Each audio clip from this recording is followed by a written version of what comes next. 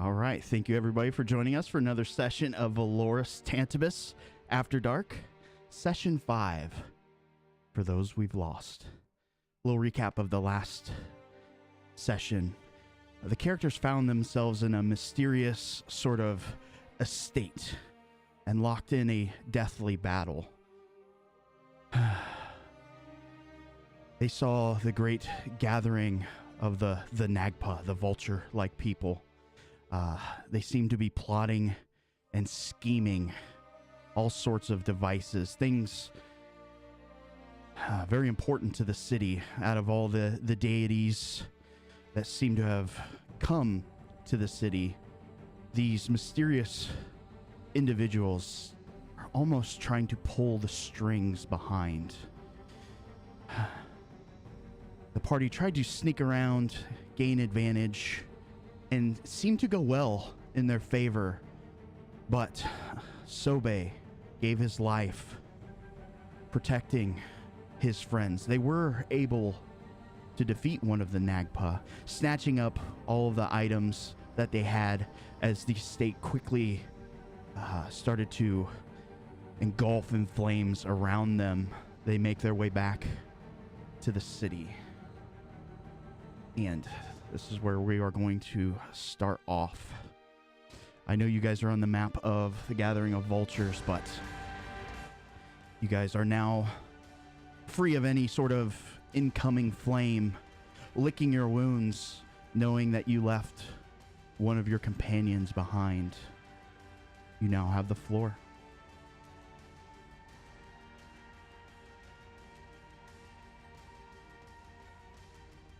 Double checking, we did gather Sobe's ashes before we lit the place on fire, right? Did you guys take time to cremate him there?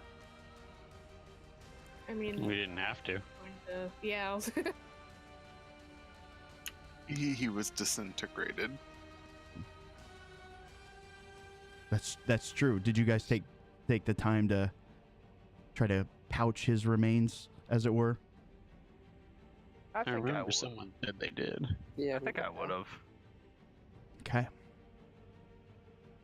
All right. So the thing We that also would have tried to get that safe room door shut behind us so the fire doesn't spread to the upper floor.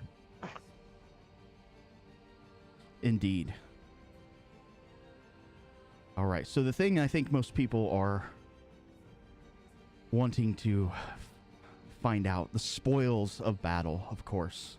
So we'll start there. I'll start with a brief description of what you guys had found. Are you guys making your way back to the circus? Is that the plan?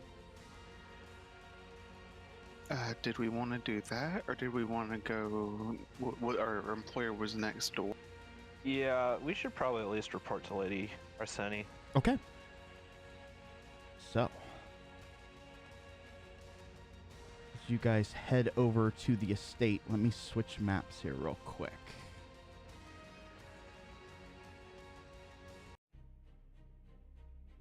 And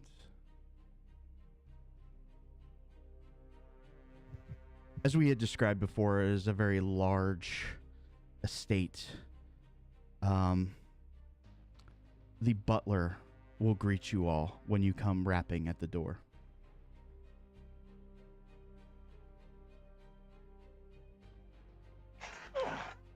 Greetings. Hello.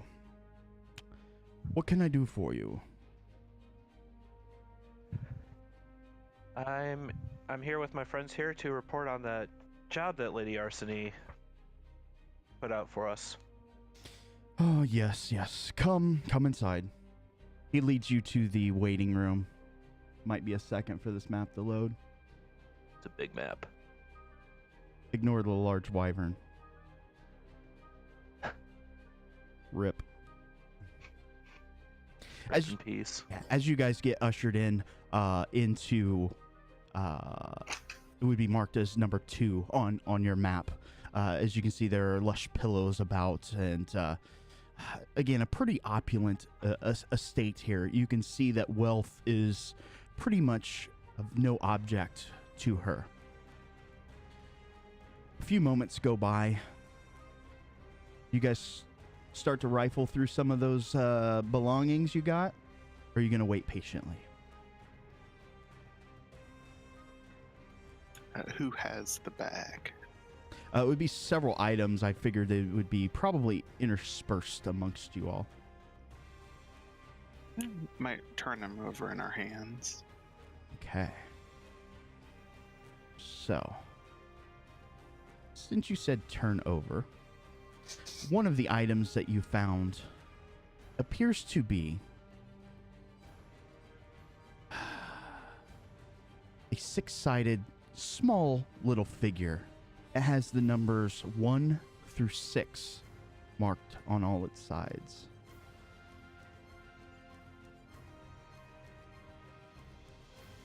And if I could ever find the stupid token. We'll use this for now. I'll get rid of one. I didn't realize it was already there. All right, so after what seems to be maybe 10, 15 minutes, the lady of the house descends down the stairs and comes into the room. And I'll put your guys' tokens here.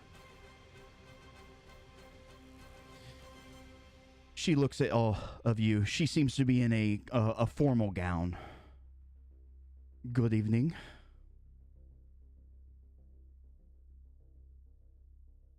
Good evening, my lady. I trust you are well. As well as one could hope. She looks over at her butler, and he quickly escorts himself out of the room. So, you were the adventurers sent, yes? Yes, we were, and, well, your squawking problem should cease. Oh, I cannot thank you enough. If I may be so bold, you all do not look well. She looks over at Makoto, who's visibly bleeding. Makoto's just kind of glancing to the room behind Lady Arseni. I've been better. Yes, I believe you have. They were persistent squawkers. I did not believe that you would complete such a task so quickly. Perhaps this evening we shall have maybe a formal get-together. I will have all your funds. I promise you.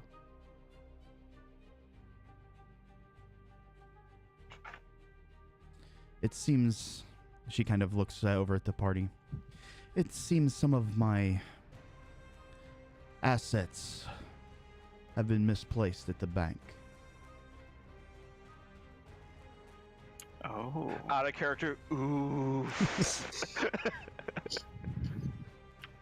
I take it you perhaps bank with a facility that recently has renovated. Yes, it is unfortunate. I've heard of the robberies. Perhaps she kind of looks over at you. No, not this night.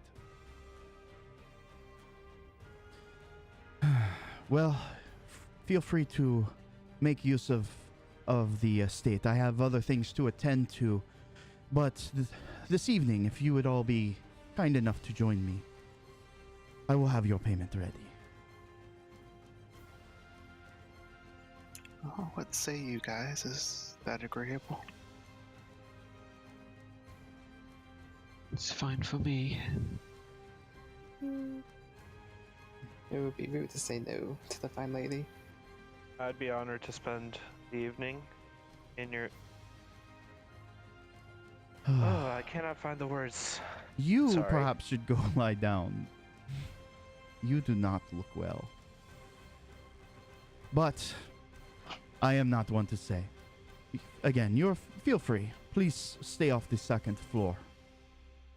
But my house is at your disposal. And she excuses herself.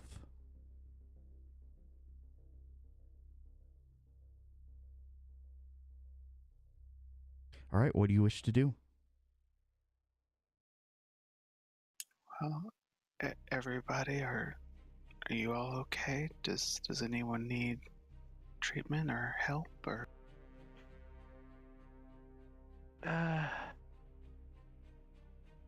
Maybe a little. Let me set my HP back to what it was. That It was this- ouch out of oof. is about this much damage. Yeah, somewhere around there. All right. Anything that you wish to do here? There's not a whole lot besides, again, just looking at the fineries she has.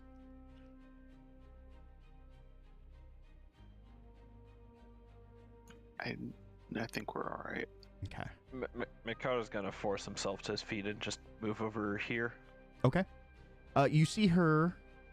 Make me a listen check. Do. Button. Boop. Okay. Your ears perk up a little bit. You hear a brief conversation between Lady Arseni and the butler. She's mostly just barking orders about things. Do this, to prepare for, again, the festivities tonight. It sounds like mostly cooking preparations and just a few cleaning tasks. Nothing of real importance. Alright, otherwise Miko's just kind of mostly just looking up at the top of the chamber in room 3. You see the remnants of that large cage. However, there is no occupant inside. For those of you who weren't around, in the center of Square 3, obviously it reaches up to the second floor. There is a large, almost bird-like cage that is hanging there. It is grossly oversized.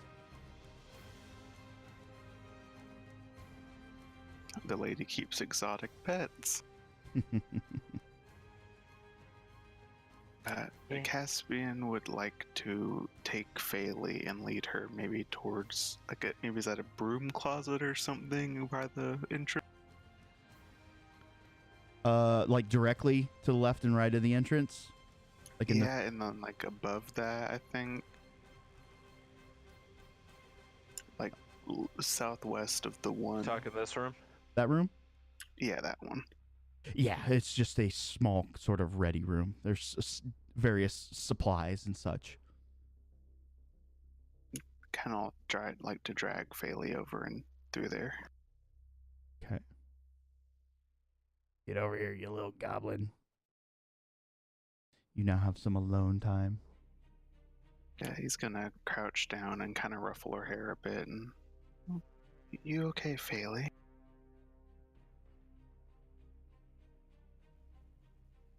I guess. You did a good job beating the bird brain up at the end there. Good job isn't good enough. Well, maybe not this time, but I just... before you were worrying too much, I just wanted you to know that you did good in there. You did really good. You don't have anything to blame yourself for, okay?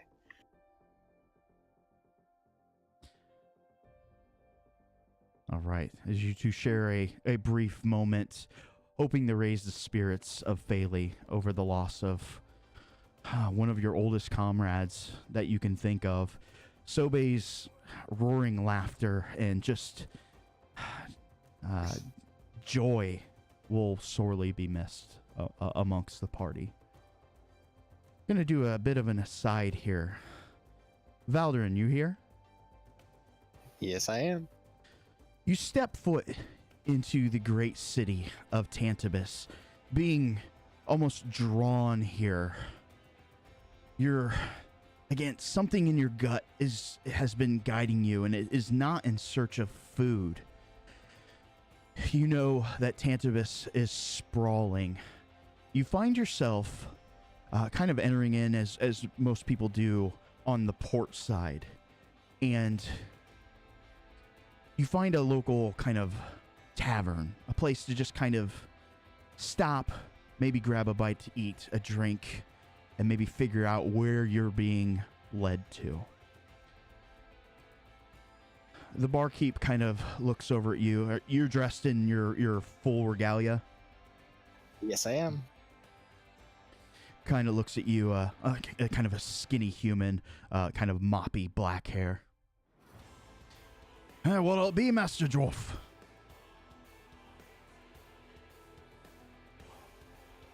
What do you got on tap? Well, a little bit of this, a little bit of that. What suits your fancy? Something dark? Something light? Well, it's been quite a while, so let's get a little bit of both this and that. And keep it coming. He's like, I got just the thing. Don't see too many people wearing full armor down here. He kind of takes interest in you. What's your deal? Well, let's just say I'm looking for something. He kind of squints his eyes, looks down his nose at you. Oh, yeah? Does this person have a name? Description?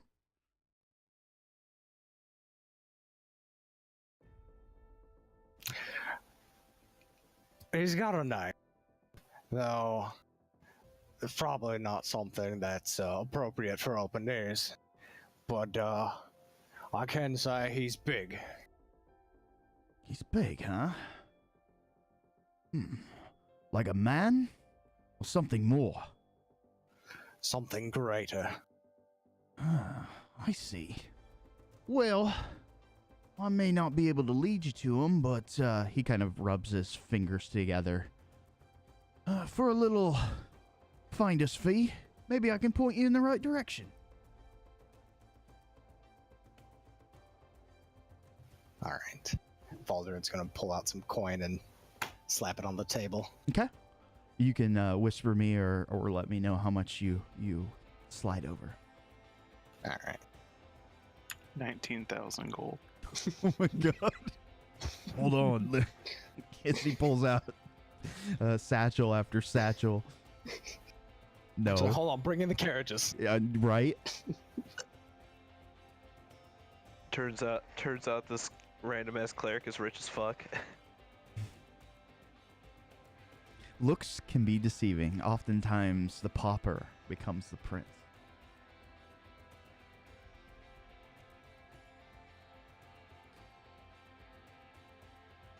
So he's going to kind of gaze at the coin that you slide over to him. And, oh, here. I wasn't expecting to see the... Okay. It's quite generous of you. I almost feel bad. Don't have a lot. But, yeah, you make your way over to the merchant district. He'll kind of roughly tell you how to get there.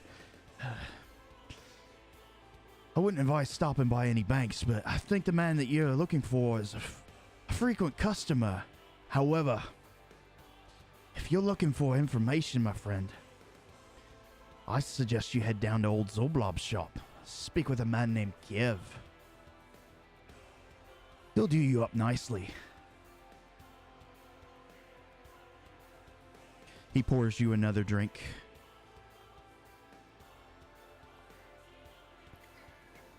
I appreciate you and the information. No, thank you. Drinks are on the house tonight. Looks like you need to wet your soul a bit. All right, we're going to flip back over to the party. I imagine at this point you guys have taken in any sights or whatever that have been around Lady Arsene's estate. And what do you wish to do? Just because Vic is looking for anything to take her mind off of what just happened, she's gonna get into a little bit of mischief. Okay. She's gonna just poke around on the first floor looking for any of the servant staff who look like they're very busy. Okay. And just get a good mental image of them and find a private space far away from there and transform into them and head upstairs to poke around where she was told that they shouldn't go. Okay. So as you head upstairs, again, you can see a lot of the staff kind of working, toiling away. You hear some strange humming coming roughly from room 12. Almost a melodic song. Out of curiosity, are you going up like the main stairs, Vic? I haven't seen any other stairs. I can't see the map, so I'm just going by what I can see on the stream, which is like half the map. Oh, I'm sorry you can't see the map. Yeah, I don't know why. And try to reshare it. Can I roll an insight check to see what they're up to? Yeah, roll in the bucket. Yeah. You wouldn't know that he had transformed.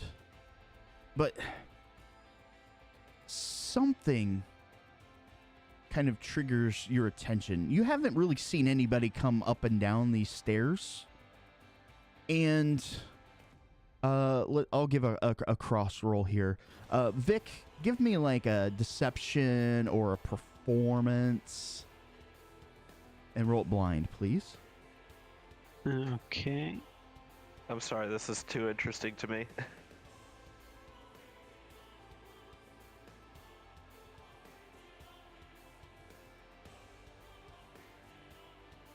Oh, I don't know why it rolled 3. Okay. Should just be 2. So it dropped that one. All right, so I was just looking at the order of the rolls there. Makoto, you're kind of suspicious at first, but very quickly, this person, male or female, Vic, did you have a preference? It doesn't matter to me. Okay. You see this kind of female, almost like a maid or waitstaff, kind of go up these steps, and it kind of intrigues you for just a second, but they kind of look back at you and then up the stairs, and you kind of watch their movements. You don't really see anything out of the ordinary other than that they use this set of stairs. Dad advantage, though.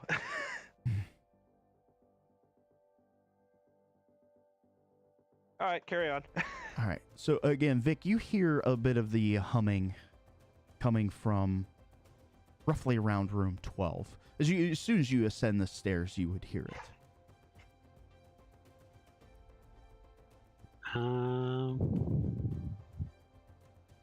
I'll approach and just kind of listen and see if I can hear anything particular, if the song sounds familiar or anybody talking or anything like that, but I'm not going to open the door.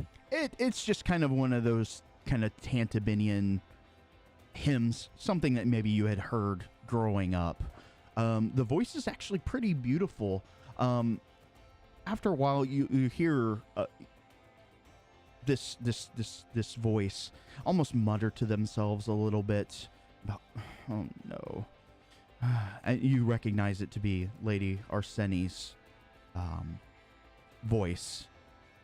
She quickly turned from like joyful humming to, again, kind of muttering to themselves, saying like, oh no, of all nights. A few moments later, the door opens, and Lady Arseni is standing there. She kind of looks down her nose at you. Just bow my head respectfully. Is there something I can help you with? No, milady. I was just hoping to clean your room, but I heard you were in there, so I decided to wait. Okay, I believe you. Damn clever.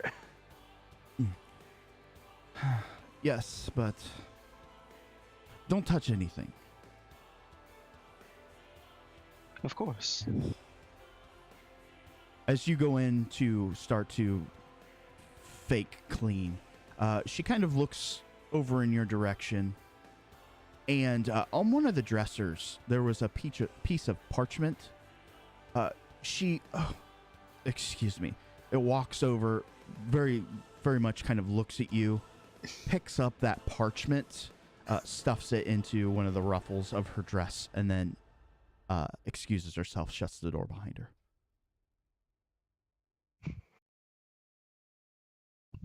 Duly noted. I'm just very careful not to actually disturb anything. I'll pretend to clean for a while and just see if anything sticks out. Again, her room is very much immaculate. However, on make me an investigate check, as I'm assuming you're doing a little bit of poking around. Yeah.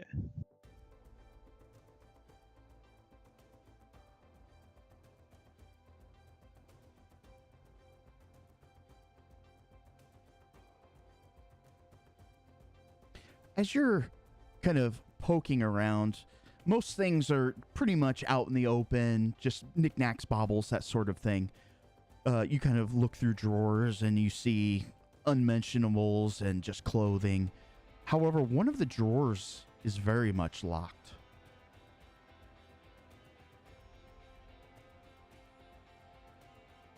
I'll put my ear to the door and just see if I hear any footsteps nearby, and if not, I'll go ahead and try to pick the lock. Okay, make me a listen check. Perception.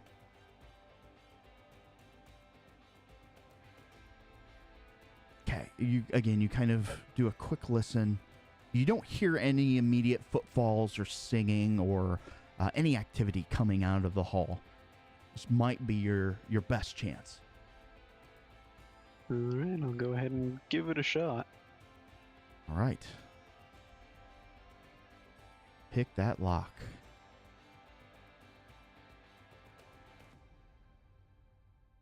All right. You get to work. Maybe 45 seconds go by as, again, you got one ear kind of half listening. You're picking the lock. A minute and a half goes by. Wow, she can afford very expensive and intricate locks. 2.5 minutes, pop. You get it to open. You do one last kind of listen.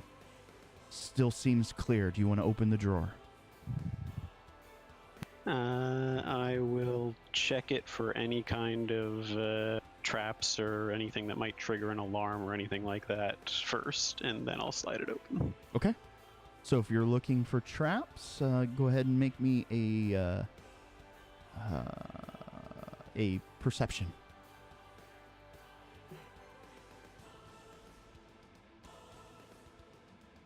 Skill Monkey is going to work. You don't see anything, and you haven't seen any sort of or anything that would probably lead to magical warding here. It looks clear. All right, I will cautiously slide it open. As it opens up, you can hear a bit of rustling of paper. Now, these papers were folded very nicely, and you can see the remnants of what looks like wax seals on them. You can see maybe 4 or 5 letters stacked deep within this drawer. And it doesn't just look like paper. It looks like vellum.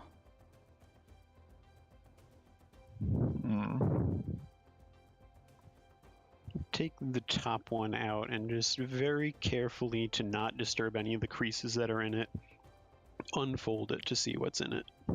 All right. As you start reading, my love, I cannot wait for the day that we will be once again reunited.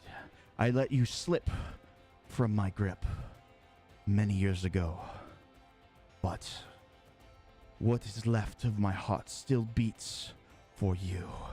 You are the only thing I think about my treasure.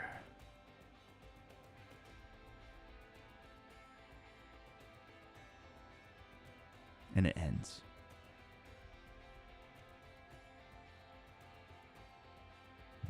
Well, seeing as that's very personal and I don't have anything against her, I'm just going to fold that back up and lock the drawer and head back out again. Okay. Pretend you never saw that.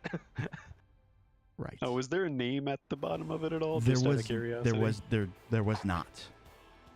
Okay. All right. So party reunited. What would you like to do?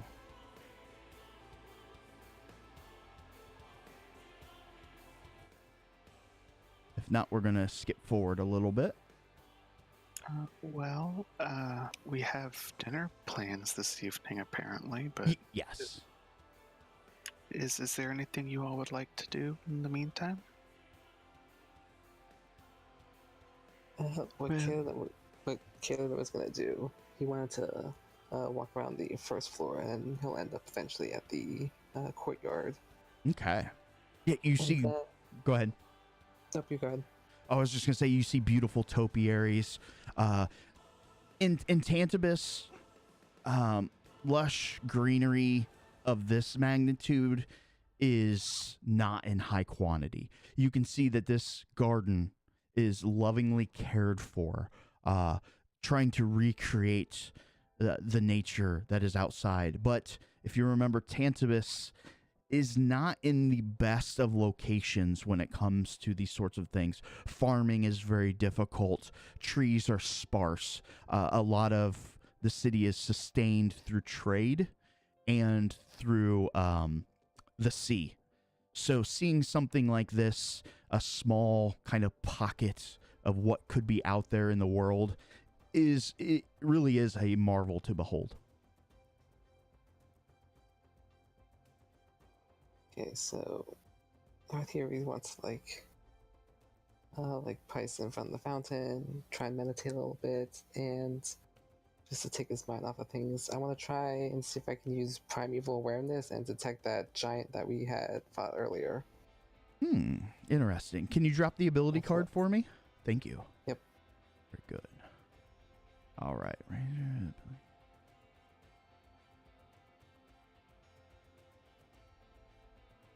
Okay.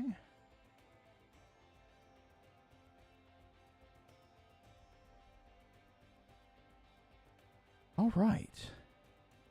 Within 5 miles. Yes, you definitely feel that presence. However, it feels a little different to you. As you kind of met it firsthand, obviously, you imagined it to be a grandiose sort of presence, but it feels very reserved, calm, and relaxed to you. But it is very close. Close as in not like this estate. Close as in you're in close proximity because of where you're at within the city. Okay.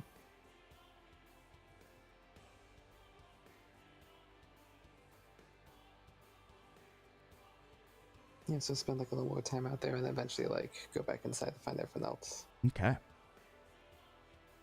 Were you guys planning to stay here until the feast goes, or were you going to head somewhere else? Well, what did Makoto wish to do? Are you gonna stay here? Makoto, you probably noticed Makoto has been oddly reticent and hasn't moved much. Alright, Caspian might take interest in that and kind of come out and try and speak to him. Okay. What's that conversation like?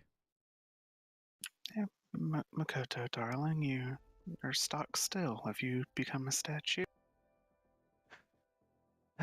No, just thinking. Awful lot of thoughts after such a heavy afternoon. Yeah. I was prepared to have some thoughts like that, but not so many in such a quick succession. Well, But sorry. you'll notice that Makoto's eyes have not moved away from that cage. Well, whatever is troubling you, I'm sorry that your first outing with our group had to be so traumatic.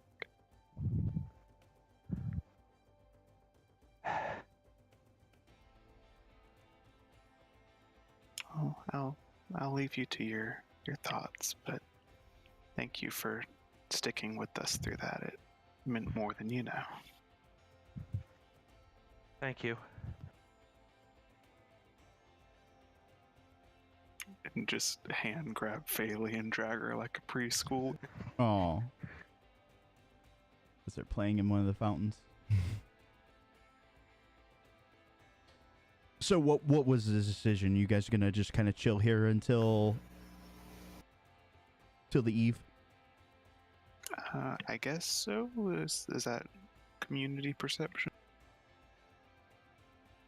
I was thinking maybe once I was obviously done goofing around upstairs, when I saw the giant head to the Noble District, was it headed towards a particular area of it, or Would've did I been just too- see it climbing up into it? Would have been too difficult to tell. Okay. I would mention to the group that while we're here, I could attempt to cast Locate Creature.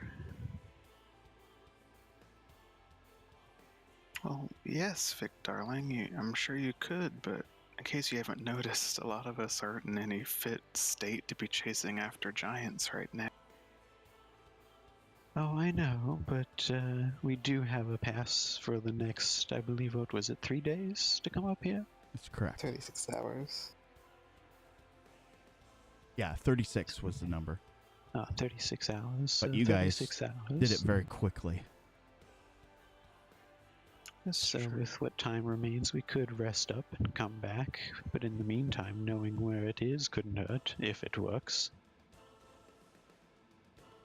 I was meditating outside, and I could pick up on its presence not too far from here. That is a good possibility to use that information in conjunction with your spell. Just And don't suppose your ability gives you any indication of direction, does it? It would direction, but not exact distance. So direction, you guys are on the western half of the Noble Quarter. It is definitely towards the east.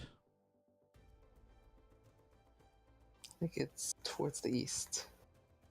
That will certainly help. I imagine my spell has a considerably smaller range, but a bit more precise in its tracking.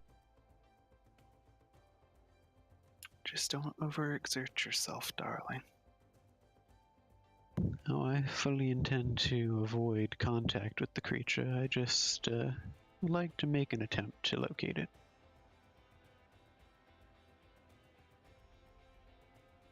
Okay. If anybody wishes to join me, I'll take a walk around the eastern side then. I can go with you. If we take a hot siesta first, then yeah, we'll go. Like a short rest? Yeah. Sounds good to me. Because I am hurt. All right, short west. Short west. You guys can spend those dice. We also go over the magic items during the short rest. Yes, we can do so. So let's do this.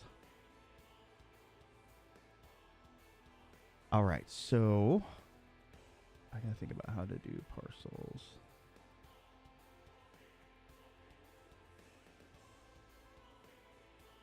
Under party. I assume you're doing a Song of Rest too. Yes, I would, if we're all resting. So that's a d6. It is a d6, yes. All right, as you guys do your hit points, we'll go over the items. Obviously, none of them would be identified.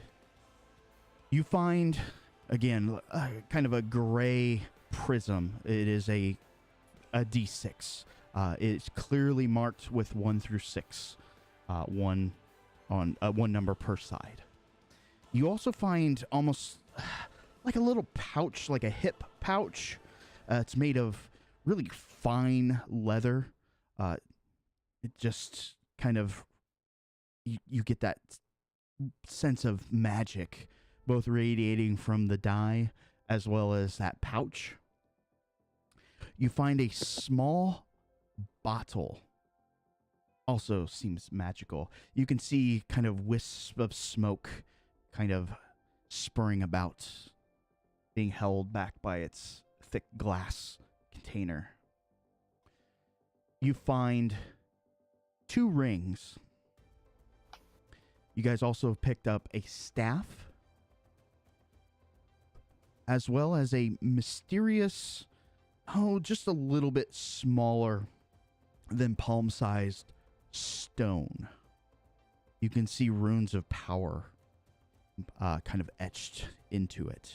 It is radiating a lot of magic.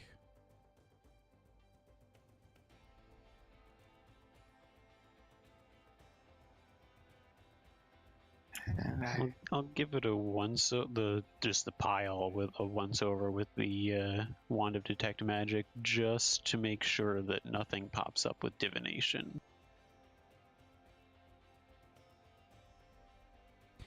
Can you drop, is per the divination spell? Is that what you're doing, or? No, I'm just using detect magic to see if any of the items radiate divination magic. I just want to make sure nothing here is spying on us. Yeah, I'm looking over this. I always feel like somebody's watching me. You do get maybe a small ping off the pouch.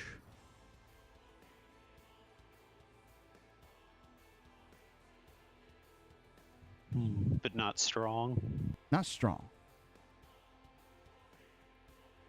Perhaps divination magic was used in its creation. There may be something regarding that pouch or whatever is in it that potentially may be used to scry on us, but I don't believe the magic is powerful enough for that. Otherwise, I believe everything here is relatively safe. Safe enough for now, anyway. It's not saying it might not rot our fingers off once we put the rings on. Oh, indeed. And of course, I don't believe that any of them will know their comrade has perished at our hands for at least a little while yet. With any luck, they won't be able to tell who did it, but perhaps that's just me being hopeful. All right, so after we did leave no witnesses. After your short rest and you guys recover some strength, gone through some of the items, obviously none of them are identified, but all of them radiating magic. You guys will obviously have to get them identified, or just, well, maybe the gods are on your side.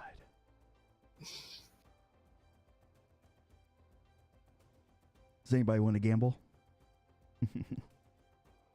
I'll try with the pouch. Okay. So, pull that up here. We'll describe it a little better. Yeah, it's just a leather pouch. It looks large enough that maybe it could hold maybe small ammunition, some maybe like 20 maybe small rocks that could be used with the sling, or maybe twice that if you were using like a blowgun or something like that. Inside, though, you do notice that there are small little compartments that looks like that maybe it could hold, knickknacks or perhaps components.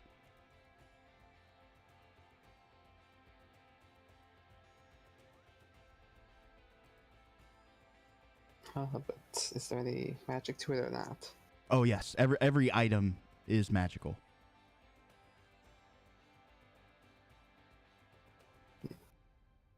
The pouch itself is empty, though. I'll actually go and give it to Fairley.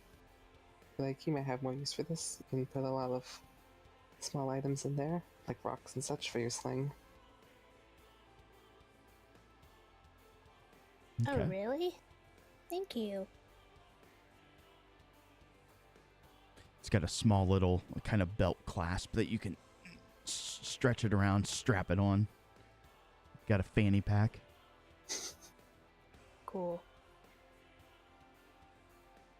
All right. Anything else? If not, we're going to skip forward a bit. I think we're good to skip. All right.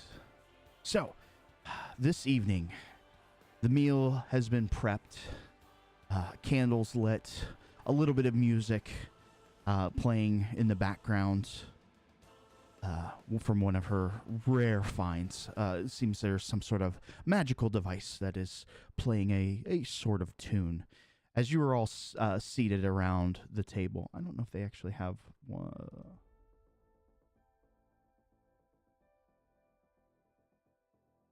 We'll just put you all in 8. That's close enough.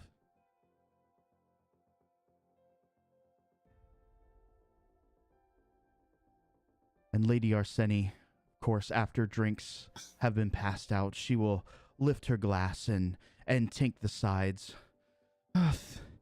Thank you all. This perhaps will be the first night of true sleep I will have. As Vic just starts creeping across. I take it you got the map to load? I did not. I'm still watching on the stream. Oh, then somebody moved him. I did that. Awesome. All right. Again, I cannot thank you enough. I know many odd things have been going on at that house over there. Would you care to elaborate on what you found? It's the best music I can come up with. Well, I wouldn't want to offend a lady's sensibilities over dinner. Oh, I see. Well, suffice to say, seems that our dear friend Edward was hiding more than a bit of criminal background. Was he now?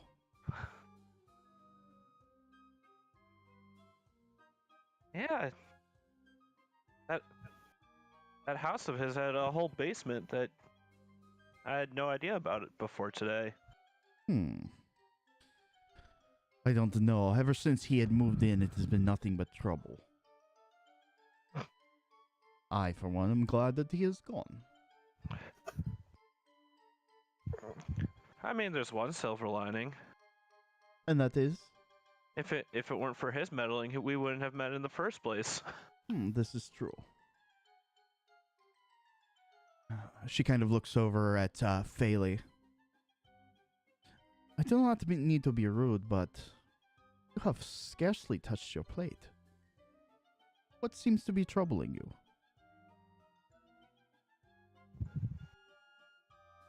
I'm just not feeling very good. I am sorry. Did you tell the lady about losing a comrade? That's to the party. I don't think Bailey would have. I think she'd probably stay pretty mum about it. I don't think we have mentioned it. Okay. I'm not gonna say it. It's Okay. that's for you guys. Suffice it to say, my lady, that it was a difficult extermination. I see. The butler will enter in and bring in the next course. As you guys kind of finish up, I don't know, they bring in soup. And she, again, goes to town and, I'm having a little trouble with your payment. One of my servants, they will be back. I will make sure. If not, we will find other means of compensation. Will this work?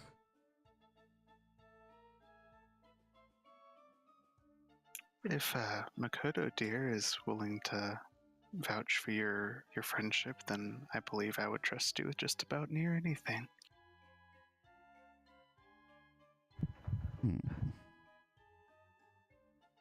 I'm already at that level of trust with you guys. Wink, wink, nudge, nudge. Well, you did Excellent. save our lives. Suffice it to say that we circus folk tend to take trials by fire seriously. I always did love the circus. I have not been in quite some time. My apologies, but perhaps I will endeavor to see your next performance. More small talk goes on, and the butler brings in kind of the main course here. Seems to be some sort of maybe wild boar that was kind of butchered up nicely and roasted. Sides of potatoes, that sort of thing. Very not decadent. Looks very delicious. And a few moments later, one of the staff kind of comes in, and they have a small box. Lady Arseny kind of looks over. Yes, come. They set the small box there on the table, and she, yes, thank you, and kind of waves them away, and she will, it seems that your payment has arrived. She kind of opens up the box. Inside, you see several pouches. She kind of looks around. And you can see her glance down back at the bags. There's payment for 6.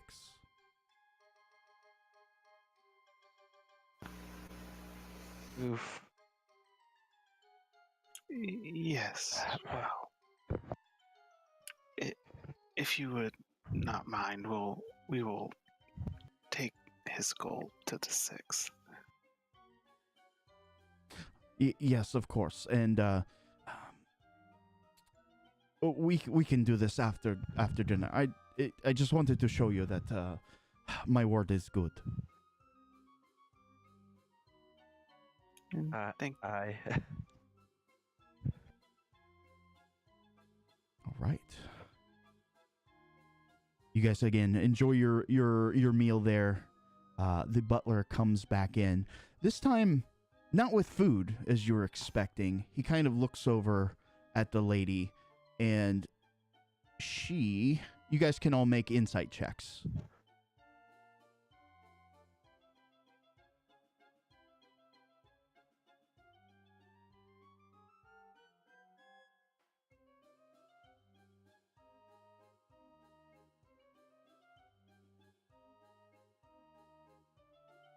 Okay. As you guys kind of glance over at her, she does a very good job for the most part of acting calm. But several of you, those who rolled above a 16, which you cannot see, which was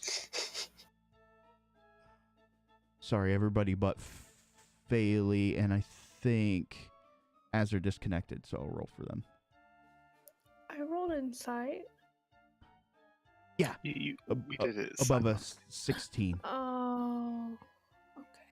Let's see. Azure. Sorry. No, you're fine.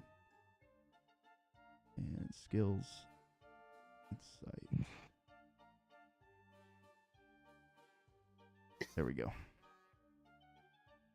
And oddly enough, So everybody but Vic and Faley kind of notice, again, almost that little bit of, I would describe as maybe like an instant kind of cold sweat kind of appears over her kind of disposition as she kind of looks back.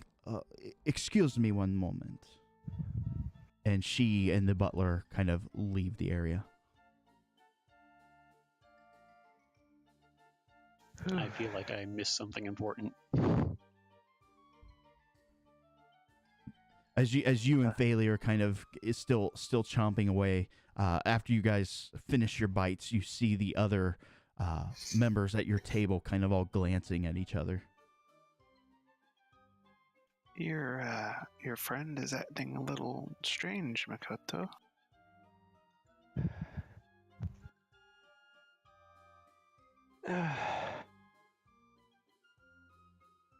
Well, let's just say that we're not the only ones dealing with loss. It might be related to that.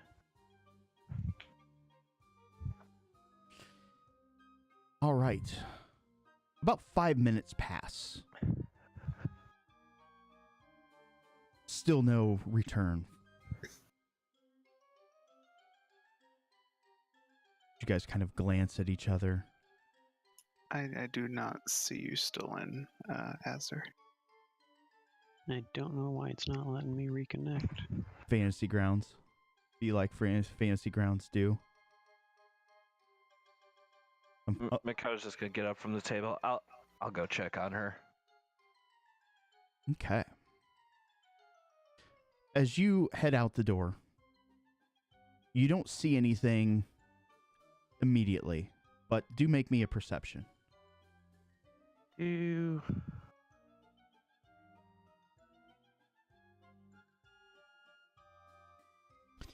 do hear a little bit. You hear some muttering coming over roughly, we'll just say the east side of the estate there. You hear, oh no. And then you hear some other voices. I don't know what to do. Don't look at me.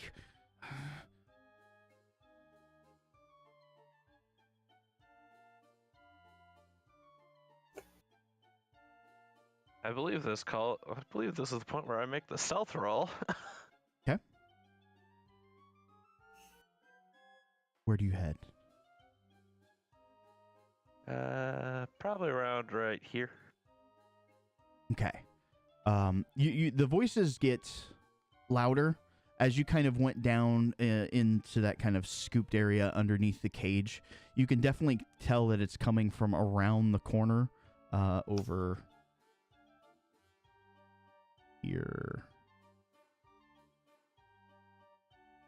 Not down to the south. Well, as long as I can make them out clearly, I'll just stay right here. Okay. You hear...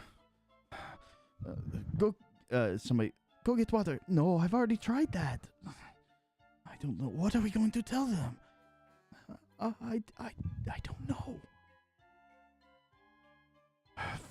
Fine, I'll think of something. You hear some footfalls in a doorstep, and coming in your direction. I'm just going to use that marker here. Coming over. Does he see you? You can see the butler kind of step out, kind of look around side to side, and then continue on into the where the banquet was happening. For those in that group, the door's open. Lady Arseny does not appear. You see the butler. Let me make another roll here. Kind of was dinner to your satisfaction? Oh yes, dinner was very lovely, thank you. I see. Unfortunately, the lady is not feeling well. She asked me to come over and to see how you are doing. And perhaps she could reschedule.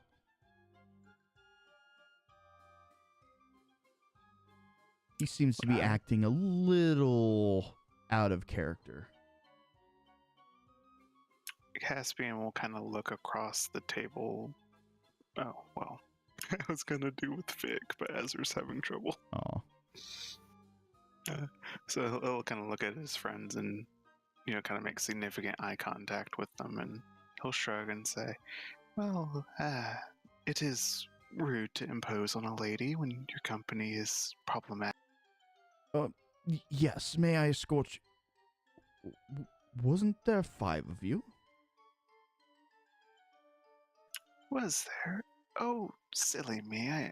Makoto must have gone to the washroom, and I did not even notice. Oh, yes, we'll make sure that he gets out.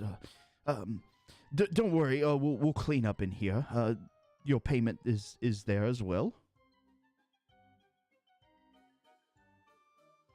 Come on, chaps, let's make our way back home. During that, Makoto, what are you doing?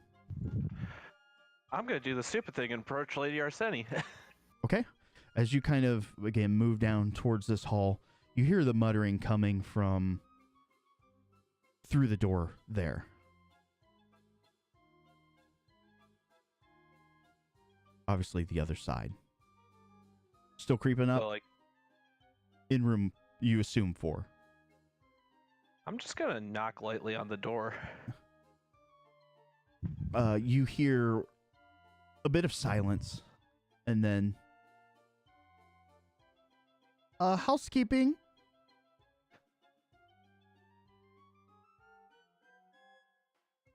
Is the reply you get.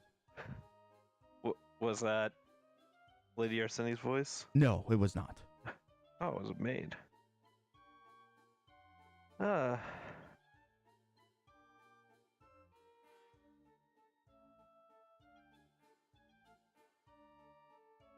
Fuck it, I'm gonna impose. I'm gonna try and open the door. Okay. When you go to open the door, you feel some resistance, and kind of you get it maybe a quarter open, and you see another face kind of pop in there. Can I help you? Another maid. I was feeling concerned. Is the lady all right? You hear kind of a bit of silence coming from the room. The half of the face that you can see through the door kind of turns away from you. I must regret that the lady, she has fallen ill. You can kind of see the sweat dripping a little bit off their face. Obvious lie.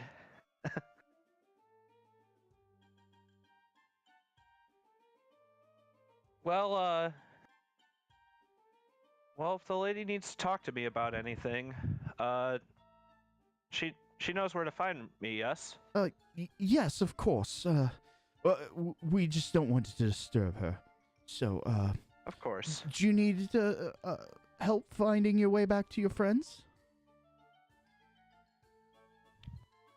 No, but, could you leave her a message for me?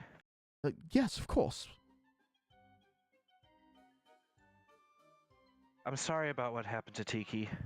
I wish there was something I could have done about it. The maid looks at you and it's like, kind of those like, what? Kind of, yes, I will pass your message directly to her. She's having a bit Thank of you. a lie down. All right. Well, if she needs to see me, I'm at I'll be at House of Stool. Yes, House of Stool. Yes. As the others of you guys are starting to leave, the butler is like, yes, there's the door. I'm going to go check the washroom. I heard that right. Yeah. And he starts to And this come. is the point. I'm just gonna dimension door outside the house. Okay. Take advantage of that short rest. And this is where we would leave the scene of the butler talking to the maids, trying to figure out where you disappeared to. He's like, no, I just came down the hall. No. All right, so you guys are now outside the estate, and we're going to flip over to Master Dwarf. Yo. So you had spent your evening and some coin, and they had suggested that you speak with Kiev. We're not in any sort of hard timeline here, so days, weeks, that sort of thing. But I imagine you probably want to just seek out Kiev at some point. Yes. You come into his shop, and it's not incredibly busy. There are a few people in there. You see, well, you know what Kiev looks like. Standing behind the counter, he seems to be engrossed in a story. But you open up the door, and you hear this tumultuous roar coming from your left as this large object just starts shaking, and you can see some of the customers kind of ooh and ah at it. And Kiev, he's got his hand raised, like in the middle of a story, and he just stops, looks at you. Well, welcome.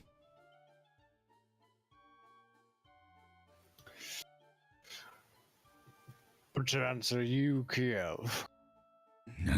The one and only. How can I be of assistance to you?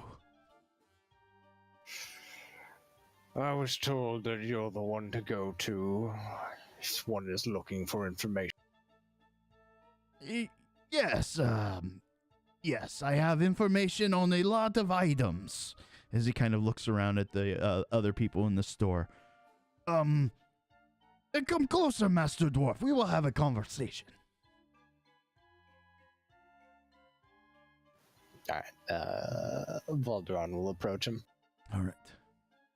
He kind of, obviously you're short in stature and he's rather tall. He'll kind of lean down, put his elbows there on the glass. What are you doing? I'm not sure I understand. I mean, I have customers here. Who sent you? A kindly barkeep. He kind of looks up, you know, raises his eyes in his head and scratches his chin. After counting far too many. Which one?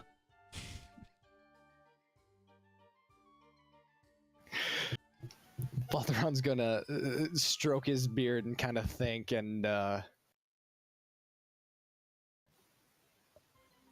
You wouldn't have got his name. Yeah, don't. I forgot to ask him his name.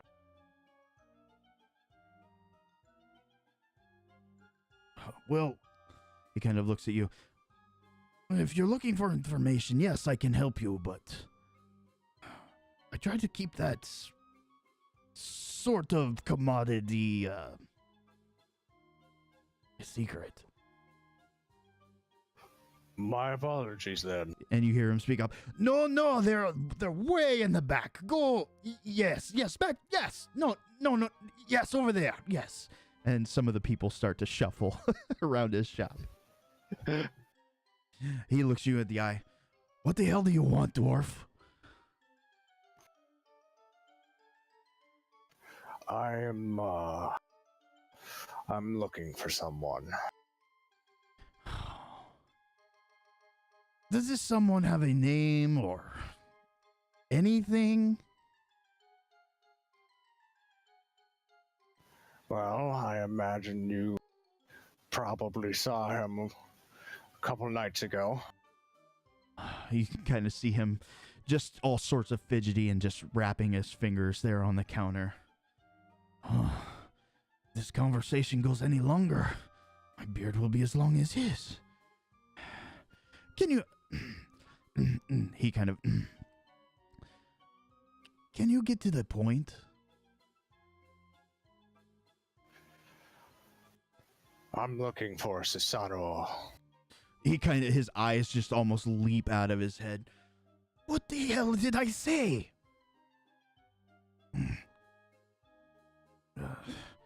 Fine.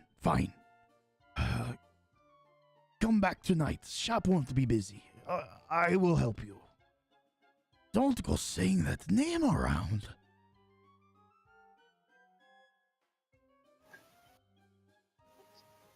Valderon's gonna take his hand off his beard and kind of just look at him perplexed.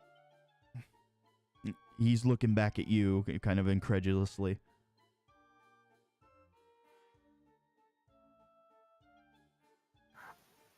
Very well. I guess I will return later this evening. Oh, yes, some of the people that were in the shop start walking back. And he kind of overacts a little bit and says, "No, I am sorry, we do not carry that here, but good day to you." And a good day to you. He's gonna walk out of the shop. Alrighty. We're going to flip back over to the party here real quick. You guys are standing outside the estate.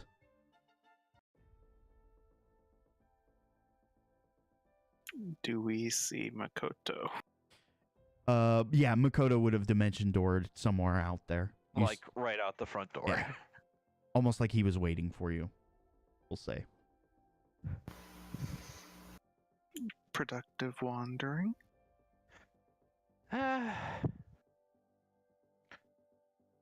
They mentioned something about water, but I don't know what the deal is. One of the maids told me that Lady Arseni is lying down, but supposedly taken ill. They're poor liars. Would you like me to disguise myself as one of them, see if I can glean any info from the inside?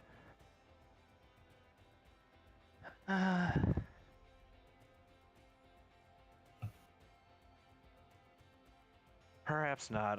I did manage to get a message forward that if she needs to speak to me about those matters, then she knows exactly where she can find me.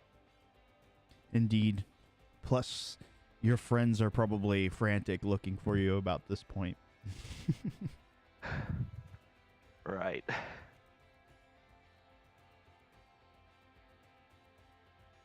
Yes, and we shouldn't keep you for terribly much longer, dear Makoto. Right. Makoto's just gonna pull a bag from his pack and hand it over to whoever's willing to accept it. Okay. Anybody? I nominate the small. Maybe not Faley. Then I nominate myself. Okay. Alrighty. It's Sobe's ashes. I made sure to collect them before we left so he could get proper last rites. Well, thank you. That was very thoughtful of you. Caspian will probably kind of maybe deposit that with Vic. I'll hang on to it, thank you. You have the tools for that, right? The tools? Tools? He'll just kind of point at his head, and then in a bag, and with the dwarf, the Stitz. Oh, well, I don't know necessarily that it needs preserving in this state, but I can place it in there, yes. You're the creepy necromantic one, that's all he knows. Out of character, man, this scenario is sounding familiar. I have never once raised anybody from the dead. No, that's not what I'm getting at. No, I'm just saying he considers me to be necromantic. Talking to the dead. I mean, you only eat souls or whatever it is. Creepy. Alright, so it sounds like the party kind of splits back up. Makoto is going to go and rejoin his companions. And the four of you... Oh, for the record, Makoto did not accept the coin from the rest of you. Keep it. Alright. So, party loot, 600 gold coins. Golden dragons. That divides 4 ways, right? Close enough. Might So be getting a 150 fifth. each? Yeah.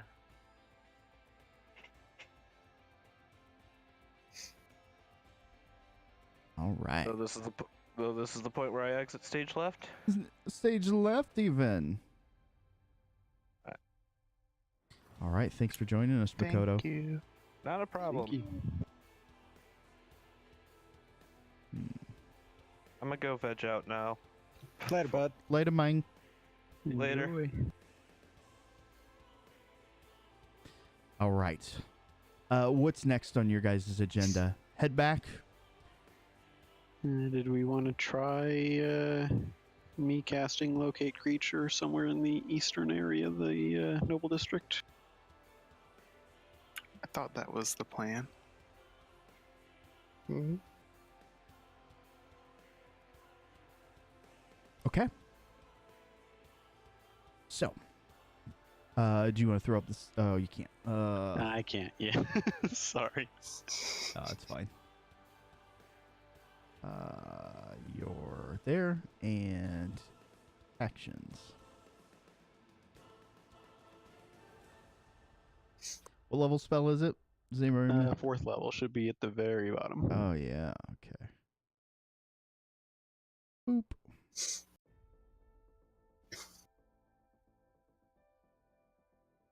All right. So within 1,000 feet.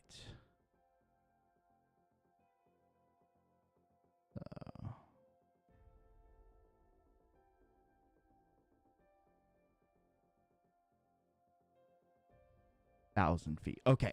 So as you cast a spell and see concentration up to 1 hour, you're going to be able to narrow it down to a few places.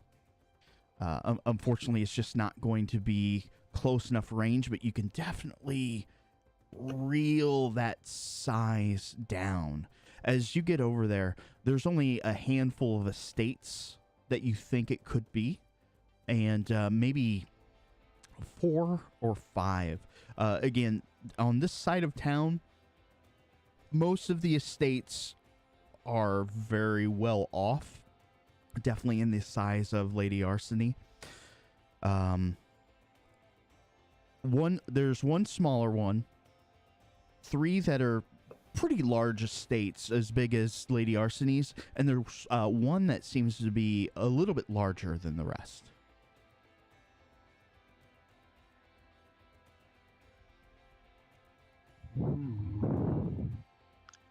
Does it seem to have particularly large doors?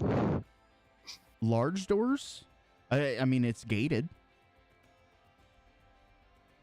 He means for bigger people, right? Yeah. Oh no, there's nothing so obvious. This is, you get over there and you're like, oh, this is the giant's cave. It's No, very. amazing. How did anybody fail to notice that?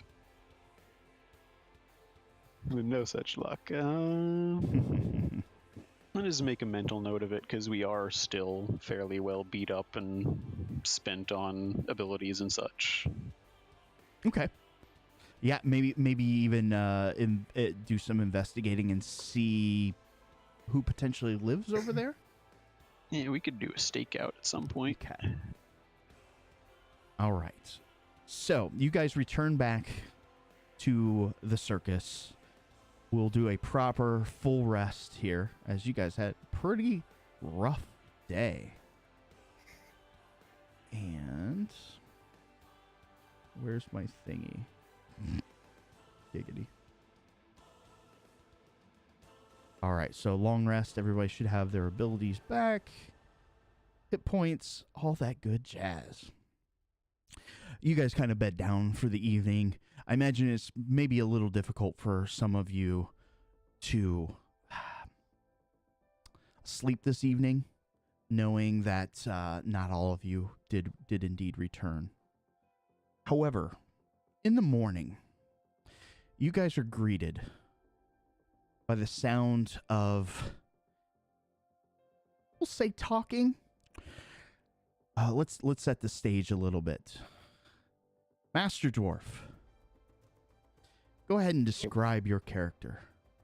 All right, so he's a very old dwarf with a long, just gray beard.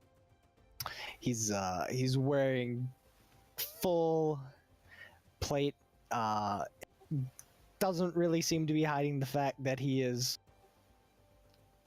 not from around here.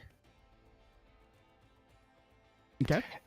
Almost kind of looks like he. Yeah, I'll leave it at that. Okay, and we'll set this up a little bit.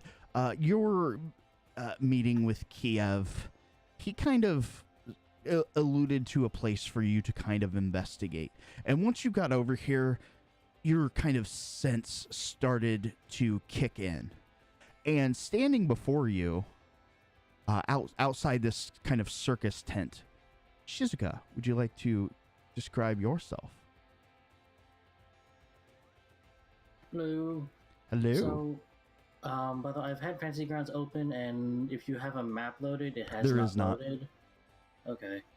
Like, off to the side, you'll just see a young woman looking very spaced out.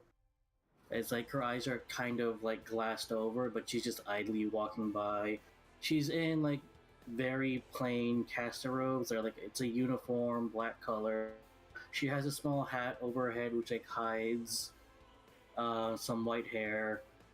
And another thing is, like, you notice she has, like, a small fox constantly, like, chasing around her in circles, like, just trying to get her attention. Very good. Master Dwarf, Valderin, your gut tells you this person standing before you is a part of what you seek. But I imagine Shizuka is all sorts of confused. The party, of course, hears this commotion, and we're going to go back into kind of a theater of the mind, so don't worry so much about maps and that sort of thing.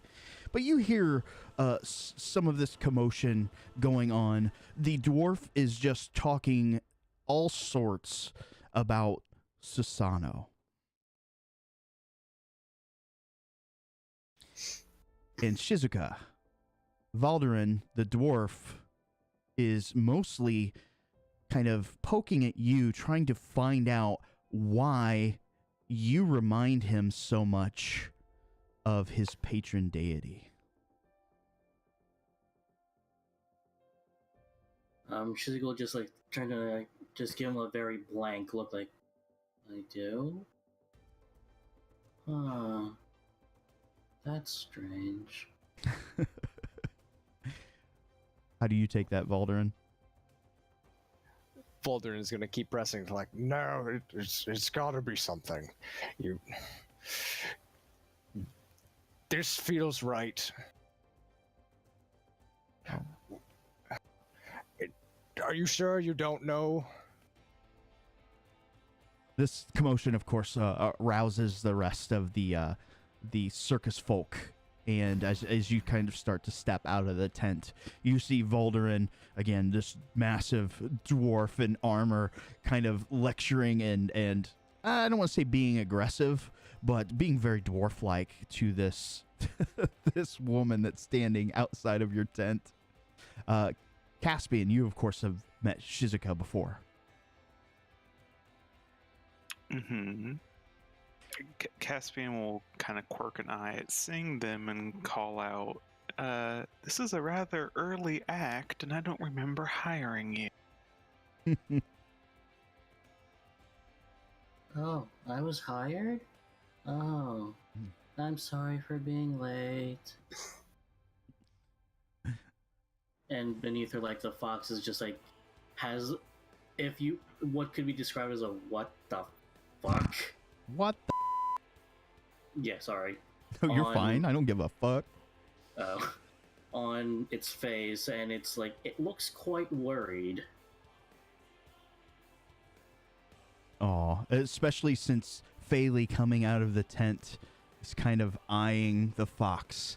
Phaley gets down on all fours and just kind of scoots after it. Daigo, of course, kind of moves behind Shizuka to hide a little bit, but pokes his head out and sees that the goblin is being playful and will kind of do that kind of jump, kind of pounce, and just kind of paw at Phaley as they start to play. Have fun. Oh, this is great. First the dogs, and now this green dog? Oh, green dog. Green dog? Just remember, Daigo, don't hurt the green doggy. Hey. Yes, master. Oh, It does speak. All right. So again, there's quite a bit of commotion that was broken up a little bit by their playing, but again, this dwarf is kind of interrogating this person right out in the open and is speaking very freely about Susano.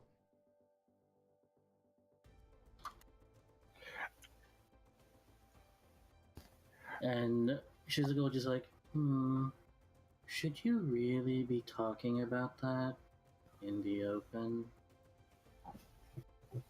Should you really be here in the open? I don't know. I Seems just woke up and walked here. kind of spacey. Are you sure you don't know anything? I get the feeling that you're important, Oh, but why? I'm important? Thank you, but I'm not very interested in romance right now. I'm sorry to turn you down. Baldrin's going to laugh thunderously. Oh, that's a good chuckle. All right. Go ahead. Caspian will kind of lean, kind of shoulder check Kaladin a bit, and do we have an empty tent we could put this lot? I'm sure there's always one around here somewhere. Hey, Shizuka, I think it was, right? In Dwarf, whoever you are? Let's take this out of the street, perhaps. Hello. All right. Okay. So it sounds like you guys will be all ushered inside one of the tents, mostly out of the earshot of others. The party has no idea why this dwarf showed up.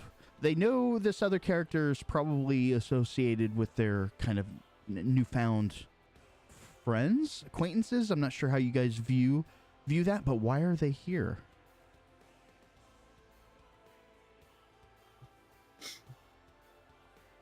Valdron's just gonna. Is just smiling. Baldron's gonna stroke his beard and go, well, there seems to be quite a few of you. You can call me Valderin Gordonson. Can I call you Valley instead? I don't see why not. Alright. Normally this is the part where, you tell me your name, Oh, unless it things have is? changed. It is? Oh, I must have forgotten. Valderin, something inside you just isn't feeling right about this. I mean, you're definitely drawn to this, but something isn't exactly... Again, there's something outside maybe influencing. Make me a religion check. Centered on Shizuka. In the bucket? Yeah, sure. I always love surprises. As you kind of, I imagine, kind of reach for, do you have a like a visible, what are they called? Holy symbol? Holy symbol. Thank you. It would be around his neck underneath his beard.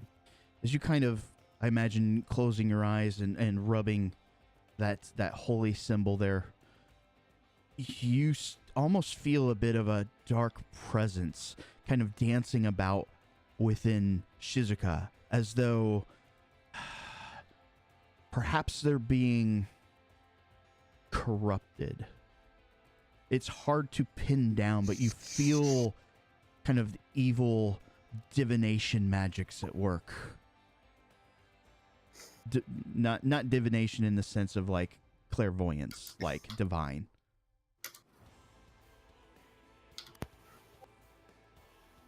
Child. You're not my father. That's not important at the moment. Oh, you seem to be strange. I get that a lot. Has something happened recently?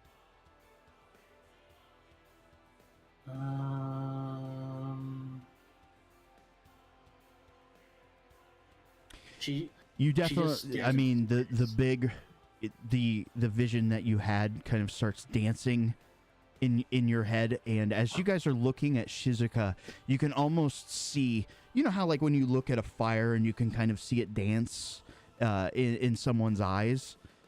It's not fire that's kind of dancing. It's almost like playing, I don't know, you can see like pictures and events. You can't make out any detail, but you can see something just kind of flashing in their eyes. Valderin, you instantly take this as a very bad sign. Oh, this is not good. Not good indeed. And after a bit, Shizuka will actually stop and she'll actually gasp, falling over. Like, if she's over a table, she'll like rest her head on the table. If not, she'll literally just fall forward, clutching her head. All right. Valderin, or anyone else, would you like to make a medicine check? Valderin would love to. Caspian might come forward and try and look at her since he saw her, what was it, yesterday? The day before? Yep. Are you proficient? No, I'm not. Okay. I'm half proficient. Okay. So Valderin, make me a roll. We'll add +2. All right. So, as you, again, kind of lay your hands upon Shizuka and try to figure out, it is not a physical condition that seems to be affecting her. Not truly. You do notice that Shizuka is incredibly concussed, and you might be able to remedy some of that. But what is truly at the heart of this is some sort of deep, dark magic. Shizuka, temporarily, your kind of fogginess is going to dissipate, and you can kind of act normally at this point, as Valderin is, you kind of awaken to Valderin kind of tending to your wounds. Maybe he had made some sort of small tincture with, I don't know, leaves and stuff. Hippie stuff. Elf stuff. Anyways, you're weakened by this, but you have full mental faculties. But in your head, you keep replaying this vision over and over and over, and you remember the discussion that Makoto had with you when he had returned. Why you were here. Oh. And Shizuka will just like wince, like, ow, ow, ow. What? Who are you? It's not important. Are you feeling better? Still have like a pounding headache. Well, that's the more serious of the issues at the hand. I saw her just a little while ago. She wasn't feeling well then either. I'm afraid none of us here are particularly skilled at healing. Is that anything you could help her with? Would Do you have remove curse? not prepared.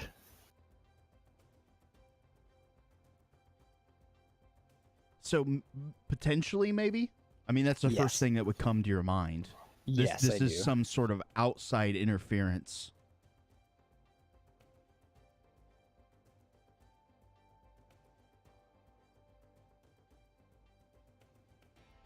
Okay. Shizuka, after a few moments, again, the cloudiness surrounding you fades. You're weak, but you're not mentally addled.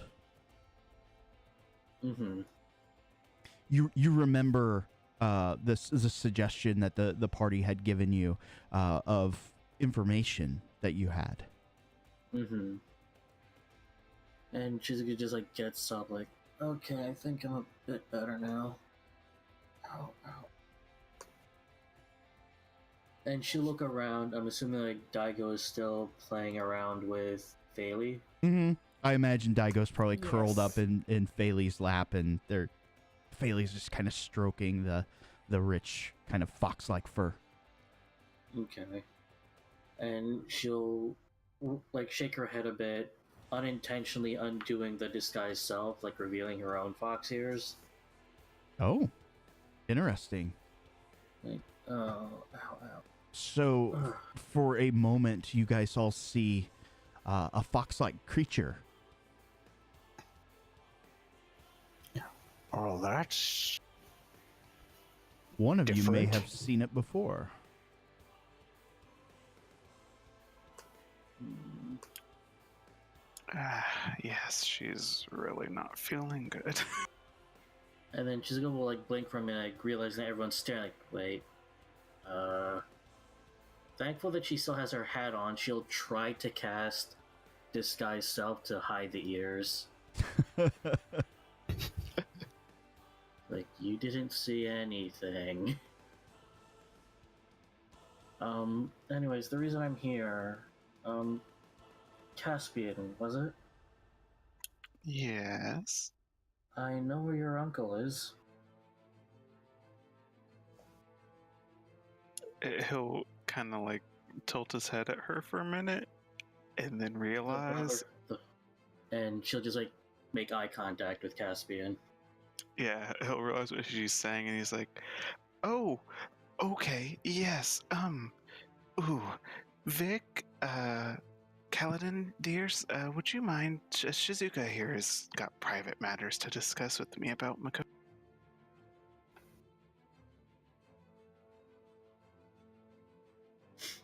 Player choice. That was cut out. I didn't hear the last I bit. said player's choice if they want to leave or not. Ah. Well, if it's about what we just saw and pertaining to Makoto, I am already aware. Interesting. Oh, you're okay. That's not quite what this is about, but I really would, dears, appreciate a little bit of privacy. Can I take That's the no dog? trouble. At mention of dog, Daigo's just going to lightly bite Feli's hand.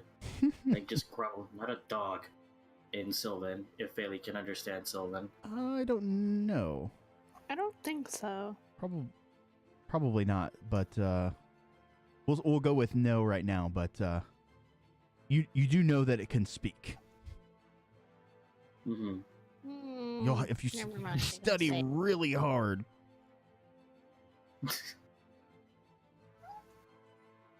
Okay, so everyone's staying? I'd leave. Yeah, I'd Carol, leave, go. I'd leave the fox behind. What about you, dwarf? Volderon will leave, but he'll go. Oh, I still have questions for her, so once you're done, let me know. Alrighty. As soon as they're basically out of earshot, just like you did with Phaley, Caspian will get down on his putting his knees to be more level height with. Oh, You don't go talking about my mom in front of my friends. Well, that's why I didn't specify your mother, I specified your uncle. Uncle doesn't always necessarily mean blood relation. Right. I just look. I'm with you guys. You guys understood, but not every one of my friends is one of us. You hear me? I understand, and I apologize. So I found him in an underwater cave by the docks. The thing is, the cave is a good distance out underwater, and it's being protected by a kraken-like creature. Furthermore, he's being encased in crystal that I tried to shatter with, well, I'm pretty sure you saw the results. And another thing is, before he sent me on my way, he mentioned something about something called Nagpas and kill them all. Yeah. Caspian will let out a whistle and say, "Well, for the last part, we're one down already." Oh, so you've killed a bird-like human thing? Yeah, that's where we took Makoto the other evening. Oh. So you're saying there's a lot more of them, more than we saw? There's 13 in total, so 12 left. Well, I'll warn you guys this. The one that we took out was already enough. One of us didn't make it back. So if any of the rest of them are as strong as that, you guys gotta be careful too, alright? I understand. Though with my constant headaches, I don't know how useful I'll be. and what's the source of the headaches? She's just assuming it was when she struck Susanoo's crystal. That's part of She it. doesn't know for sure. But you do have other things dancing about your head. Yep. Well, that dwarf, I don't know how you know him, but he said he might be able to help you. I don't really know any dwarves. I mean, if he was talking to me when I was outside wandering about, I was probably not in the right state of mind. Right. Why don't you stay here and I'll go get him? Is that okay? Alright. I'll stay here. Caspian will try and fetch the dwarf. Okay. He seems to be, I assume, just muttering outside. Muttering and stroking his beard. Excellent. Valdurin, was it? Aye, lad. That'd be correct. The little one's feeling better, but she's still really confused. If there's anything you can do to help her, that we can do to help you with...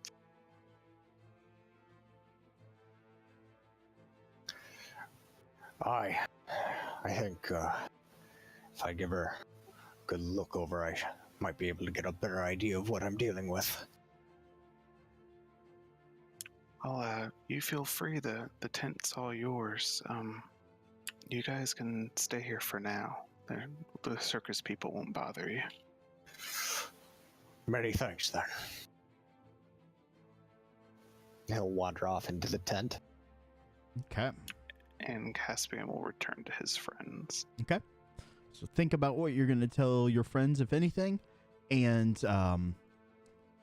Valdurin, when you walk in, it's been some time. Shizuka's been able to recover some of her faculties, but you get that that feeling again. make me one more religion roll blind. Yep.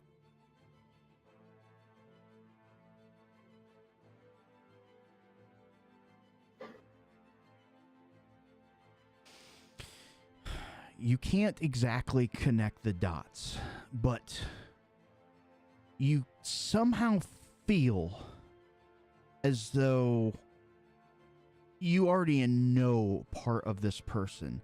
Not necessarily personal details or anything, but it's as though almost like in another life, perhaps, you and her may have stood toe to toe, or side by side, arm in arm, in faith. You feel kind of that gentle kind of swaying of the waves of the ocean. It's distant in her, but it's unmistakable.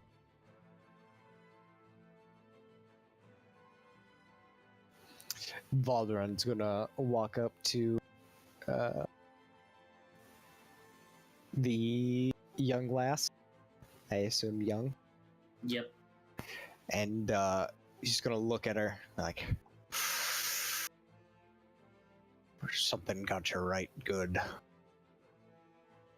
I mean, yeah. I'd mostly call that my stupidity that did put me in this state. Well, I sense a kindred spirit in you, so I'll tell you what. I will help you to the best of my ability. Though I'm not entirely sure what it is I'm dealing with here. Maybe you could help with that. Well, from what I remember with what happened, it was like this creepy bird thing warned me of a curse if I did something, but I had to do my duty, so to speak, and I just didn't care about what he said about a curse and just did that. And ever since I performed that action, I've been getting headaches. I see. Well, there's a possibility that I can maybe alleviate this, but it'll take some time. Okay. He needs to pray on it. Basically. Yep. I mean, how long will it take? Well,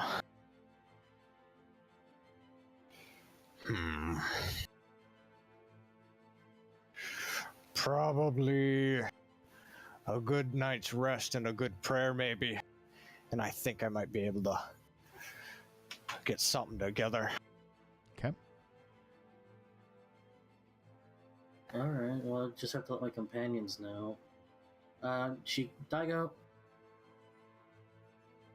And as Daigo approaches, she'll speak in Sylvan to give Makoto a message saying that she'll be effectively, like, resting at the circus for a day. Yeah, I'll tell him right away. And then Also, come back, alright? also speaking in Sylvan, obviously to you. I get a sense from this hairy one. He's like, I don't know, and he scampers away. Make sure to come back. Yeah, and you hear a distant flipping over to Caspian and the crew. Well, thank you guys for giving me the chance to speak with her.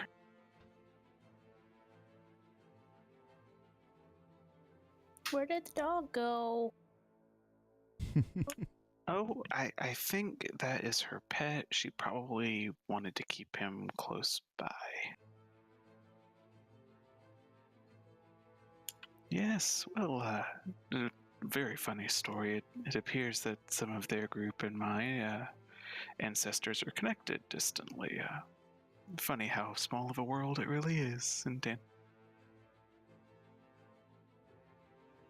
Pray tell, is that why two people of such a persuasion are among your acquaintances?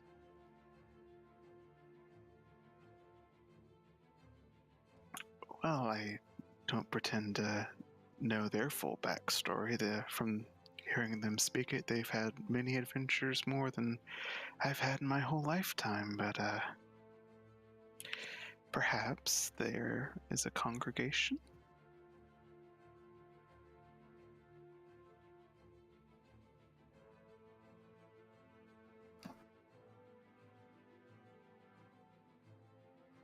Any other questions for Caspian?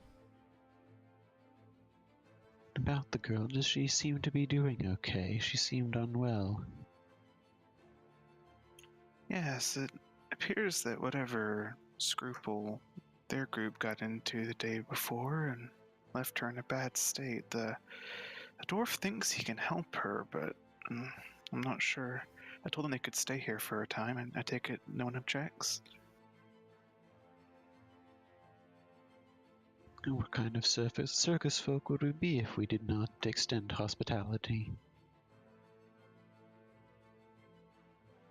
Well, I do have to ask, she didn't seem to know him. I don't know the dwarf. Is he one of your friends, Khaled? I have not seen him before now. Well, I do wonder how he came to the circus. Well, it's certainly not as though we don't advertise. If we can grab his ear, we'll have to ask. Maybe he had business here before we ran into her?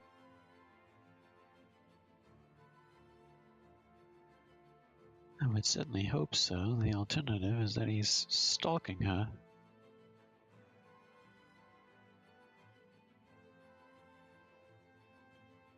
Well, I think that's what we needed to say. I think I've certainly had enough of dwarves stalking young women. Yikes. Thank you for the vote of confidence. Oh. Oof. Big oof. All right. So, unfortunately, Valderin is going to have to pray to gain any sort of magical or divine assistance here for Shizuka. But the rest of you obviously have the day to do whatever you wish. What do you wish?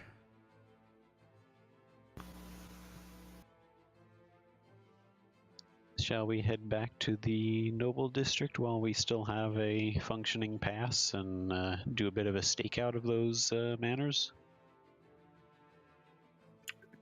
Do we have a way of getting in touch with Sunny, or has she disappeared? You have no idea what happened to Sunny.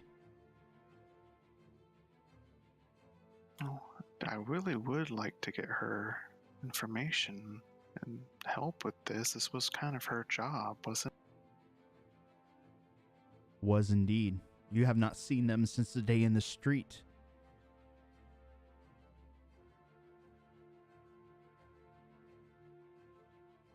Well, without her assistance, all we can do is try to capitalize on the advantage we have.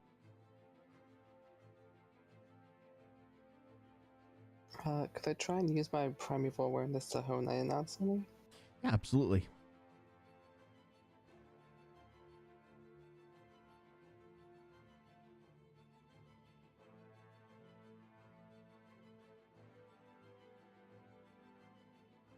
Put that there. Mm-hmm.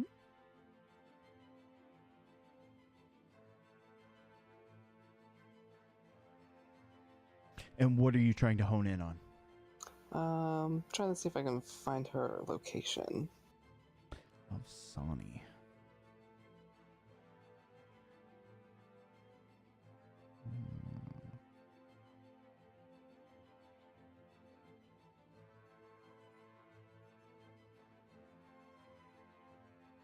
Okay, so since it is within 5 miles,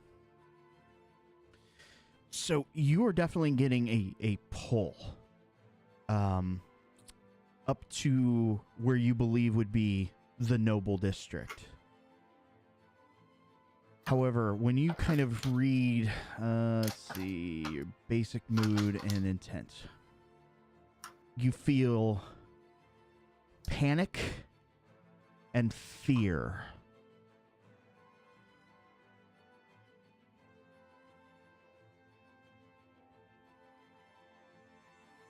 Okay, I'll look to the party and I'll say, I think she's already up in the noble district, but we may want to make haste. Feels a little panicked at the moment. Oh, you don't think she tried to do it by herself, do you? Wouldn't surprise me if she tried. Without the proper paperwork, she may have snuck into the noble district and is currently on the run from the law.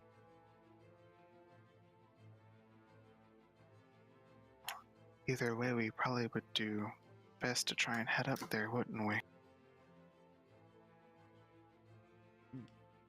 Indeed. But if you're using locate person, you may have to make a decision.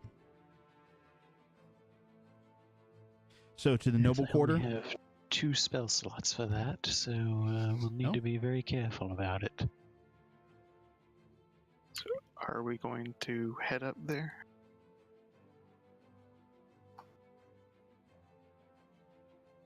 I'd certainly hate to leave a friend in need. Sounds like we're all headed up that way.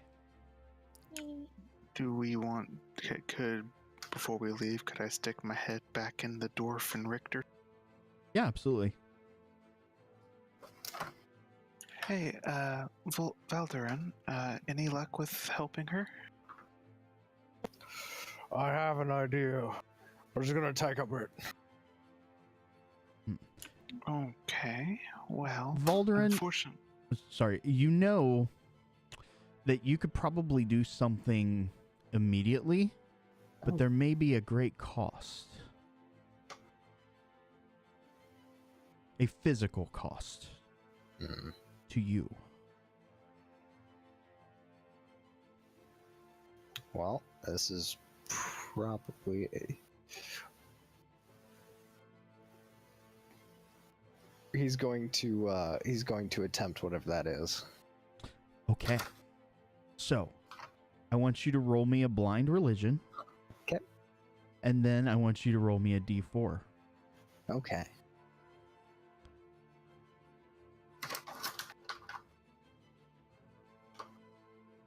Oof. And? Put that in the tower too? Either way, it's fine.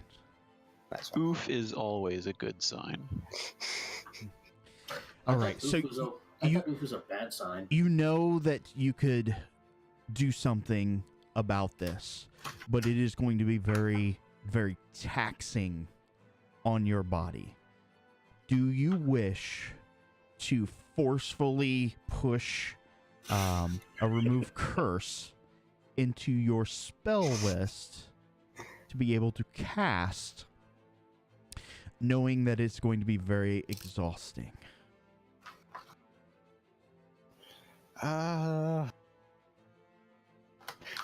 You know, it's probably the best way for him to get answers, and he came a long way. So he's going to. Okay. So, the D4 was to see what level of exhaustion that you hit. Ooh. You were at level 3 exhaustion. Ooh. You now have the remove curse under your spell list, and you may cast it. Vic Alright. will, I don't know what's going to be involved with this, but Vic will attempt to inspire him. Oh, nice. He can add a d8 to that, whatever So check we'll may be pull up involved. spells. I don't know if you have a remove curse technically on your sheet, but we'll do boop. Aw. We'll do boop. One action touch.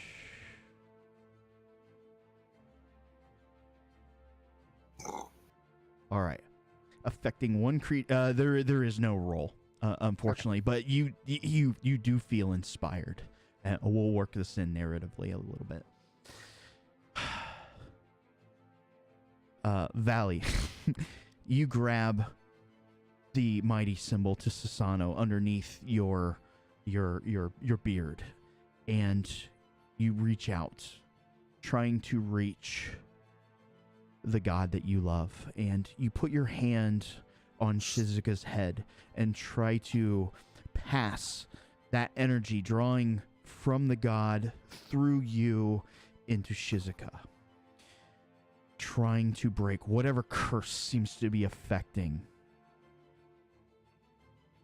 You are exhausted from just trying to pull this spell at a moment's notice, and you're gonna touch her mind ever so slightly.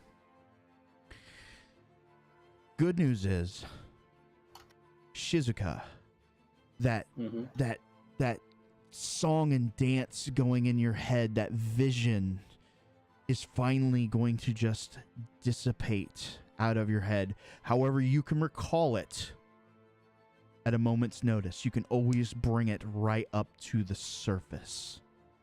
But it dies down, and you feel, again, that kind of pressure that's been weighing in, just pressing at the corners of your skull, just lessen.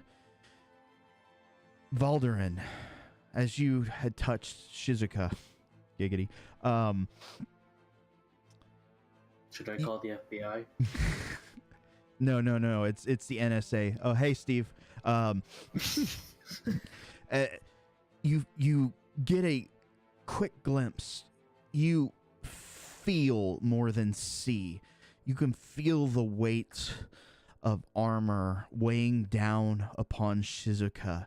You can feel the weight of the holy symbol to Susano, a weight that has mostly been lifted off of Shizuka, but you know, by know I mean you just feel it down to the fiber, to the sinew and fiber within your body. Every last inch of you knows that Shizuka has been touched and blessed by Susano. This is not the first time this character has interacted with your deity's grace. Shizuka, this also opens up a bit of a conduit as well. You feel the love and grace emanating off of Valderin.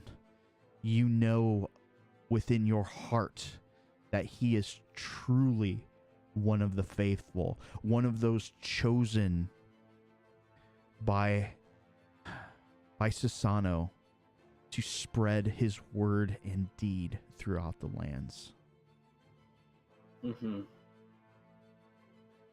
Shizuka, this is still very taxing on you, and you are going to need a long rest to completely kind of remove any sort of ill effects. Valderin, you of course will have the effects of level 3 exhaustion until those dissipate. However, we know that you won't be able to make it next week, so you will be able to recover a little bit. Awesome. So pretty much like after that whole removal, like she just like freezes a bit and then just passes out on her feet. Yeah, essentially both of you got that connection, that knowing, and then you are both just physically exhausted.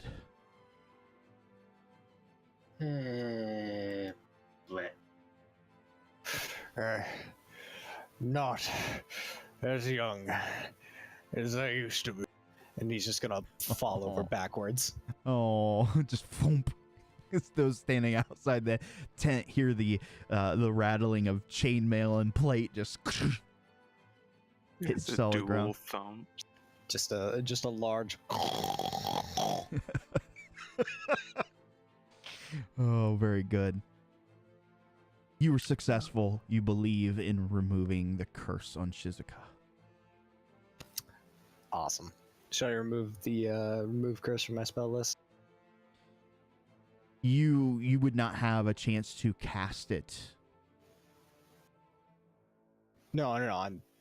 I mean, it's not one of your prepared spells. Oh, gotcha. Okay. This was a one-time kind of narrative thing. Maybe. Sweet. We'll see. All right. So, unfortunately, that's going to take you guys out a little bit, though we're drawing close to the end. You four, what do you wish to do? Head up to the Noble District, yes? I think we'll go ahead.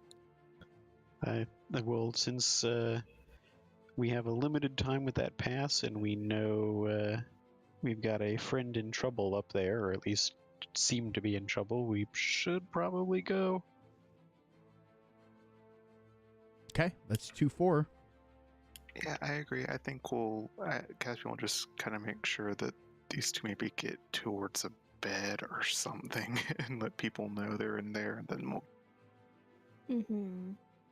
Yeah, Vic was going to turn to the others and say, "Who's on dwarf shoveling duty today?" Not it. Fayla, you're the strongest. Come on. No. Let's see those goblin muscles. You're not a green dog.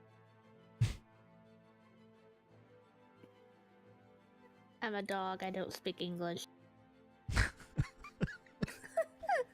The goblin is speaking nonsense. It's a Gibbs slap. No. Okay, fine. All right.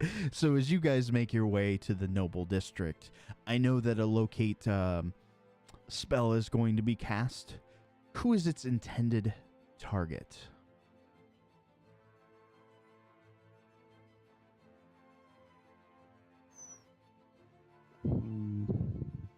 It's considerably smaller range. Did I'm gonna forget the name of it. Your tracking ability get a fix on where in the Noble District she was, or? It's not that as accurate. It's kind of a general type sense, whereas locate is a much more kind of direct, beamy sort of thing. So greater range, less accuracy, and then the other one's shorter range, much more accuracy. So the question is, where should I cast it at all if we're going to use it to try to find her? Well, we narrowed it down to like a couple of houses. That's for the large man. If we're operating under the assumption that she is in the same place as him. Interesting. Yeah, she wouldn't have gone up there for no reason, so she may have had a clue.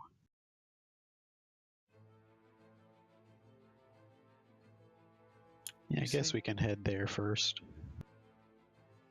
On the way, I'll be keeping my ears peeled for guards shouting and chasing somebody. Okay. So you guys make it over to where you had investigated before. Unfortunately, the spell's effects weren't exactly long enough to exactly pinpoint where you needed. But you move over to that area, you cast locate, and you are trying to locate Sunny. Is that correct? That is correct. Okay. Actually, before you cast, can I use primeval awareness on both Sunny and the creature to see if they're in like the same general direction? Okay, so once you get up there, you kind of reach out. Can attack. Just reading up if there's any like. It's just a feature you can use at will. Is that correct?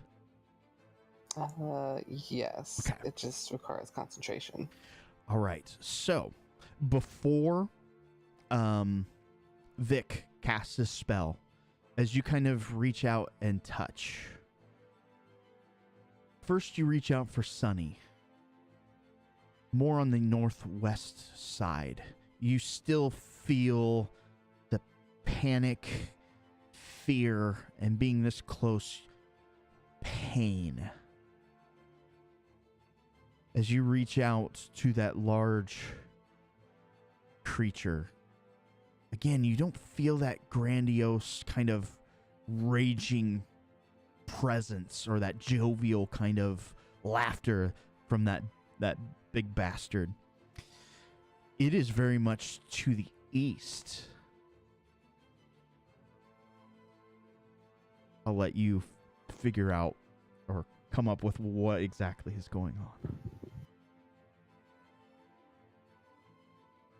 I sense something to the northwest, but the creature's to the east, so they're not together. And we're already at the east end of the Noble District, correct? That is correct. Further east would be where? So again, you guys are on the kind of outskirts. You know it's somewhere within that cluster.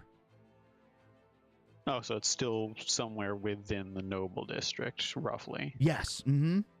Okay, I wasn't sure if it was like maybe out somewhere else in the city. Kaladin, when you sense the larger presence, you definitely would feel more of a proximity sort of effect. Though again, you can't absolutely pinpoint it. You know you're close. Your quarry is very near.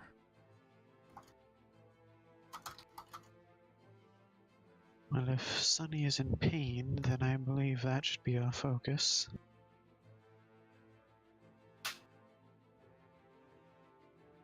I'll go ahead and cast Locate Creature on her. Okay. So you get that pinpoint kind of arrow, and you know time is of the essence.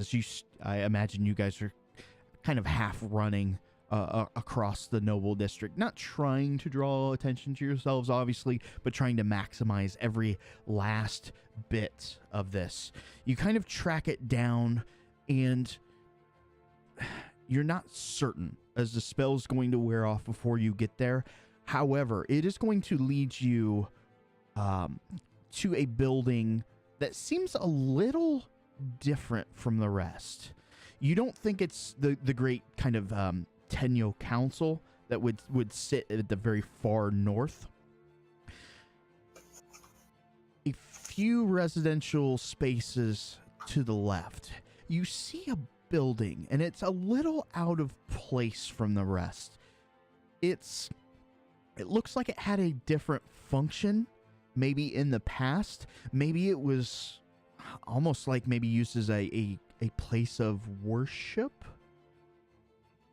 But it looks like just a normal, it's been converted over time to be some sort of almost a normal estate.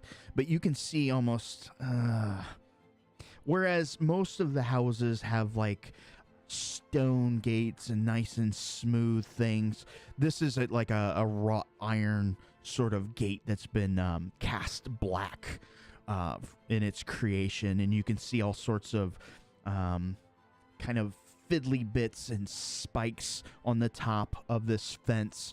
On the other side, you do see some of the topiaries, but it's not kind of sculpted and into like animal shapes and that sort of things. It's basically just your traditional kind of hedges that have the straight, smooth type cuts.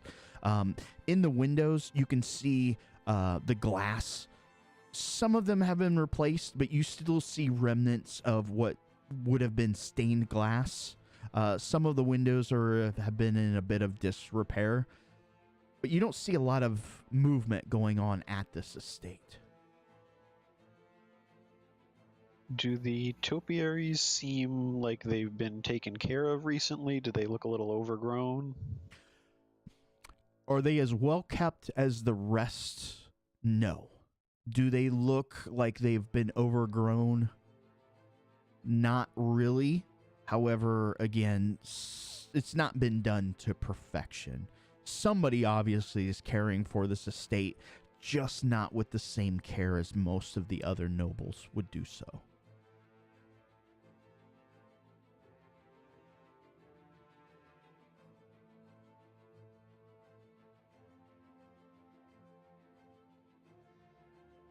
Don't suppose anybody knows who lives here.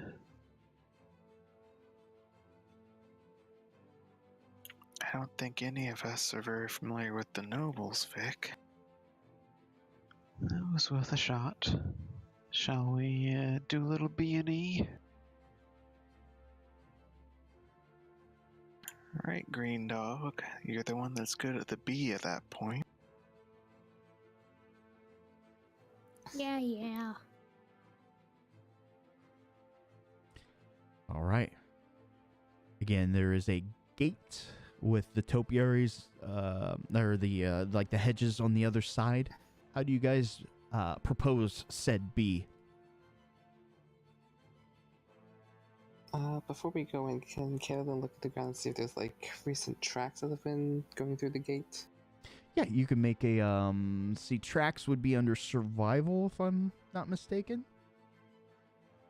Usually. Mm-hmm.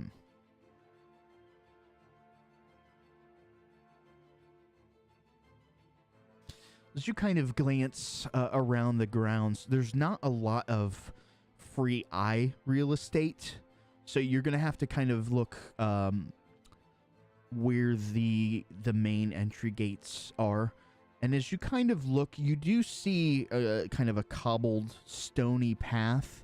As you look about the yard, you can see that the grass that grows here is not very well kept up, as it is very high. Oh, maybe a good 8 inches or so. You don't see really anything that's been trampled, however.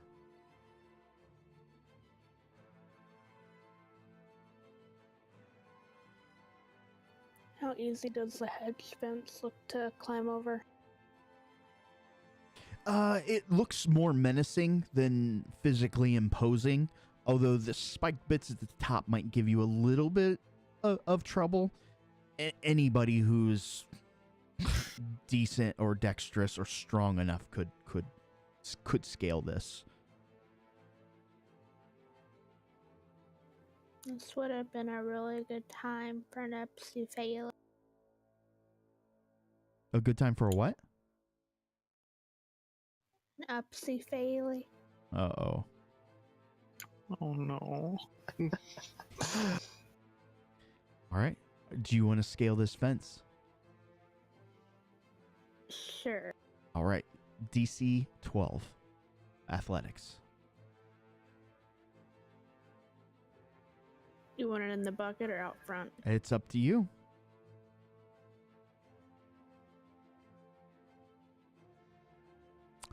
Athletics, not acrobatics. I'm sorry. Do you have the same modifier? I imagine your strength's probably better. No, my strength is up.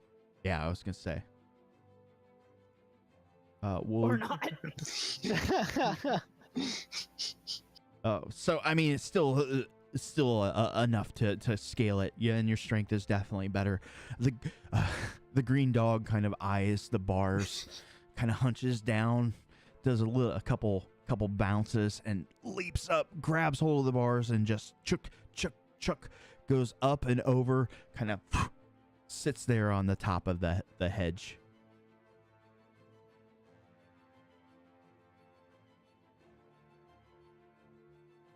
What do I see from up here? All right, so you can see the grounds from here, and you can actually see what appears to be another building off to the kind of left-hand side. It is completely kind of surrounded in overgrowth, but it looks like maybe it was some sort of very large shed, perhaps. As far as the structure itself, you can see very well to the second story. You do see movement kind of going in and out of the windows. There are people inside.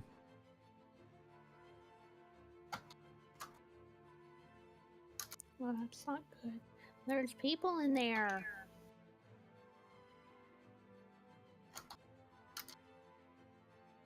Well, try and get the gate open.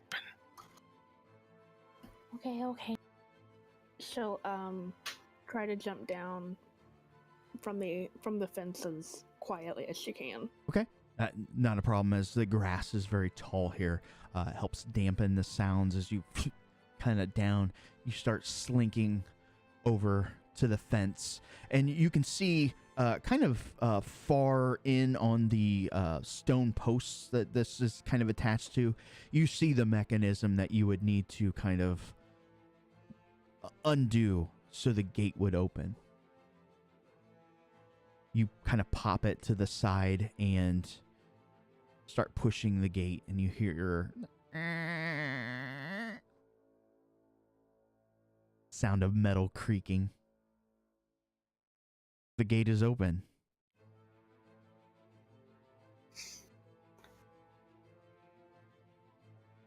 Well, shall we investigate her shadows? Sounds like a plan. All right, and you guys are skulking about, yes?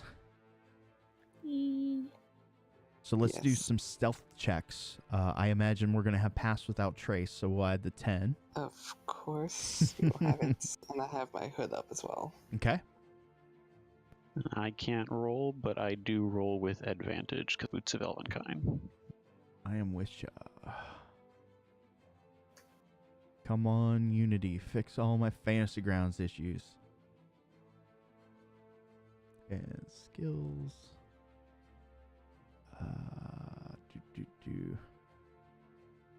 Good lord. Stealth. Ooh. Oh, that's supposed to be a 39. We got the plus 10 to pass without trace. And Vic, you got a 22 plus 10. Yeah. You guys are doing pretty good here. Even Faley with an 18 is still pretty good, as you guys are kind of slinking in and around, trying to find cover where you can. What's your first objective here?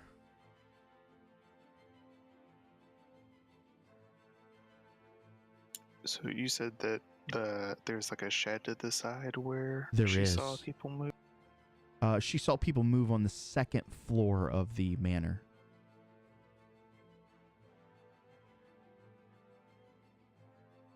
Well, do we want to try and like look around the bottom floor for like a way in to the building?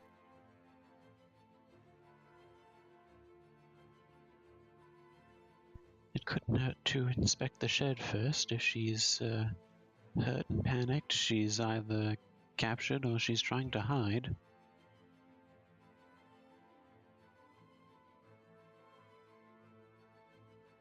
Very well, lead on then. Okay, so you move over towards the shed. As you guys kind of investigate, again, there's some overgrowth there. You do see what appears to be the door, but the overgrowth is so high you can't really tell how exactly it would open. Does anybody want to approach first? Or approaching as a group?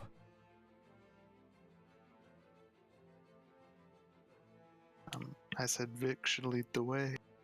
Yeah, I've got no problem with that. I'll step ahead of the group. All right. So when you get up to the shed and kind of, again, this overgrowth is rather high. Think maybe 4 foot tall or so.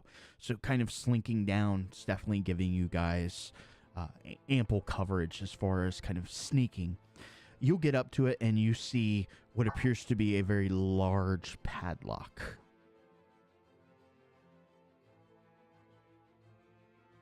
Seems rather high security for what looks to be a garden shed.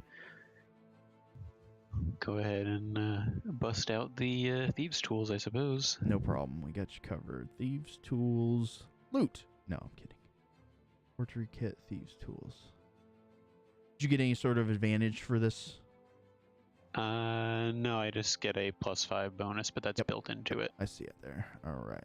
So we'll drop it in the bucket. Vic gets to work, and after maybe a minute or so, very quickly figures out this device and pops it open. The bottom half just kind of falls to the ground.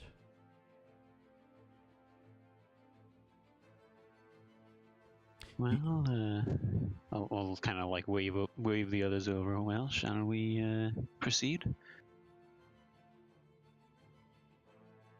Indeed. Let's hope she's okay. All right, you guys kind of push these doors open. It's kind of hard to move with all the foliage that's overgrown. You push it off to the side. This room is roughly 15 by 20 or so. It's a rather large shed. Inside, you see all sorts of fun things. You see bits of wood kind of scattered about, kind of thin. Some of it has been kind of stained and lacquered. Off to one side, you see, it looks like somebody is in mid-process of building something. Maybe a crude canoe, but it's very flat. In the back, you see, typically you would find these on the outside of like basements that would kind of flip open and would have stairs going down. Usually it's like that double door that's on the outside of some of the older homes. You see one of those, but inside. It also has a lock. The lock is made of a very black kind of cast or wrought iron. But it's not the material that really catches your guys' eye. It's the shape in which it's in. It's almost in the shape of a skull. One of the eye sockets has cleverly been used as where the skeleton key would fit in. And did everybody get the reference to the canoe?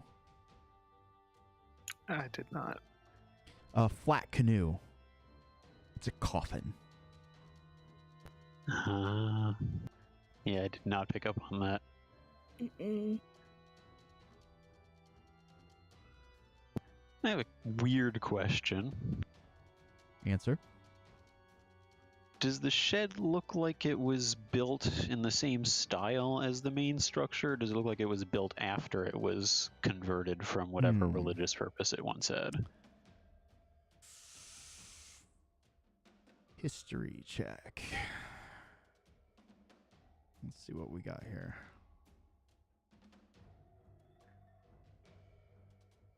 All right, rolling here. And yeah, we'll give it to you. You rolled a nat 20. Nice. All right, so you can tell at an initial glance, a casual observer would know that would think that this shed was built much more recently. But being inside and kind of seeing its construction, although it's not in the same stylistic way that the manor was built, you imagine that it was built roughly around the same time. But a casual observer would not come to that conclusion. Interesting. So either somebody remodeled the outside, or it's just somebody didn't really care to do too much with the style. That could be. Food for thought. Well, I can't say I appreciate the decor here very much. That's a gruesome looking lock. Indeed, and I suppose if she has been captured, this may be the type of place that they would put her. Faley, when you saw people in the building, they seemed to be running about, or were they just wandering?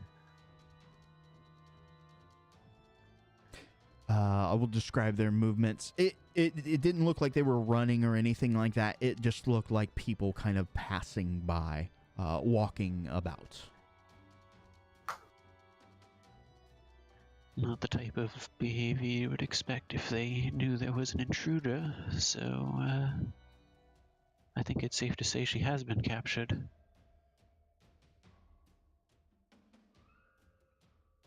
Well, why don't we make sure this door is shut, we can't be seen from the second floor, and see if we can't make Mr. Skull open his mouth. All I right. shall certainly give it my best. So shutting the door, no problem. As you kind of take a look at this, do you wish to try to pick the lock? Well, given how strange it looks first, I'd like to give it a once-over, see if there's any traps. All right. So since Azur can't see this, you take a moment, scratch your chin, investigate. You don't see anything obvious, and no, that's not good enough. So you try to look for something unobvious. You don't really see anything, no. Alright, I'll go ahead and attempt to pick the lock then. All right.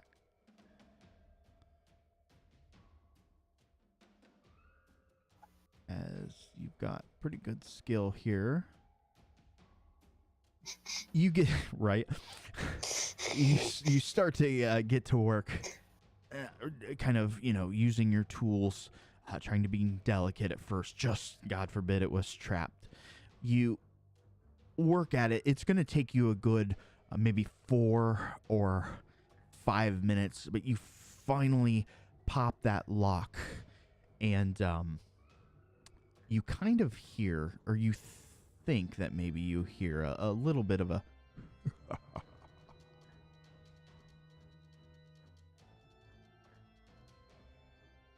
Before I remove the lock, I'm just gonna sit and listen and see if I hear anything else for a minute. Okay, so everybody's entitled to listen checks. Azur's going to get advantage for being so close. I say listen, but I mean perception. And beep, boop, beep. Perception. Click advantage. Don't make me do the work. Okay.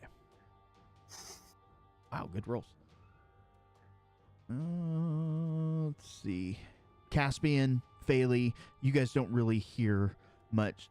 Kaladin, you faintly hear voices, but you can't really make out much beyond that. Vic. Inside, you do hear a few voices. You can't make out any distinct conversation or anything like that. But you swear you hear the sound of almost like metal being drug across something smooth like stone. Almost like chains.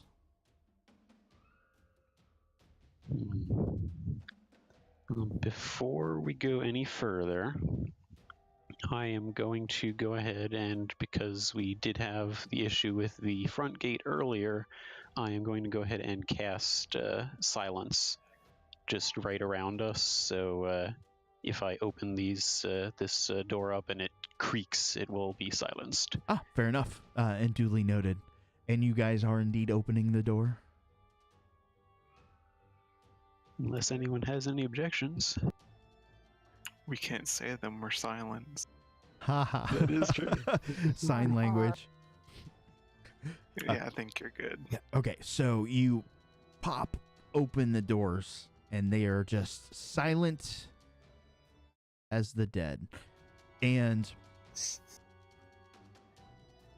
looking down, it is very, very dark.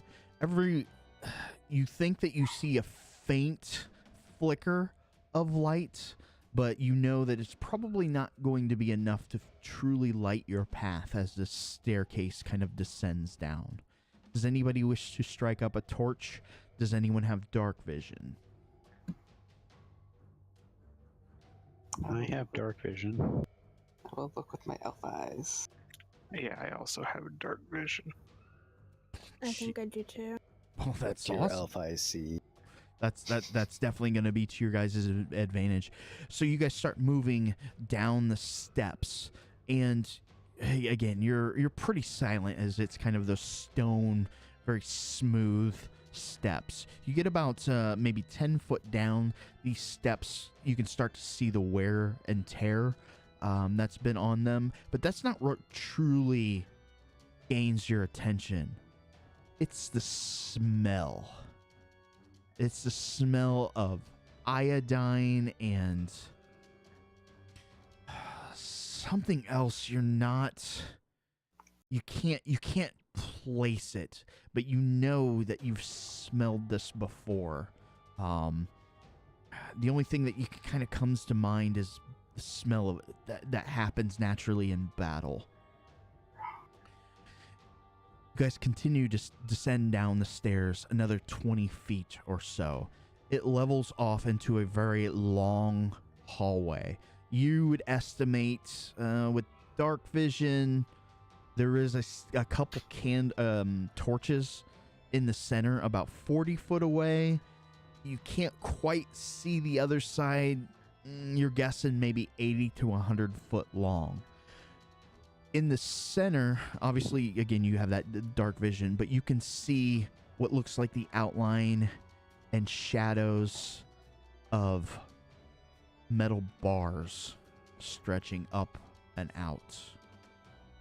Being down this close, every now and then you'll hear kind of the clatter and movement of chain or a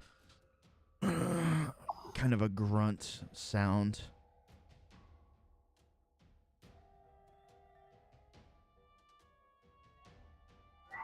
You wish to proceed further. Just turn to the others and whisper, I believe we found a dungeon. This is not what I was expecting beneath a shed in the Noble District. Must be a Well, politician's what happened house. to the basement in the last building we went into in the Noble District? You know, I'm beginning to think it's a good thing we don't live in the Noble District. Portals to other realms, secret cabals, dungeons.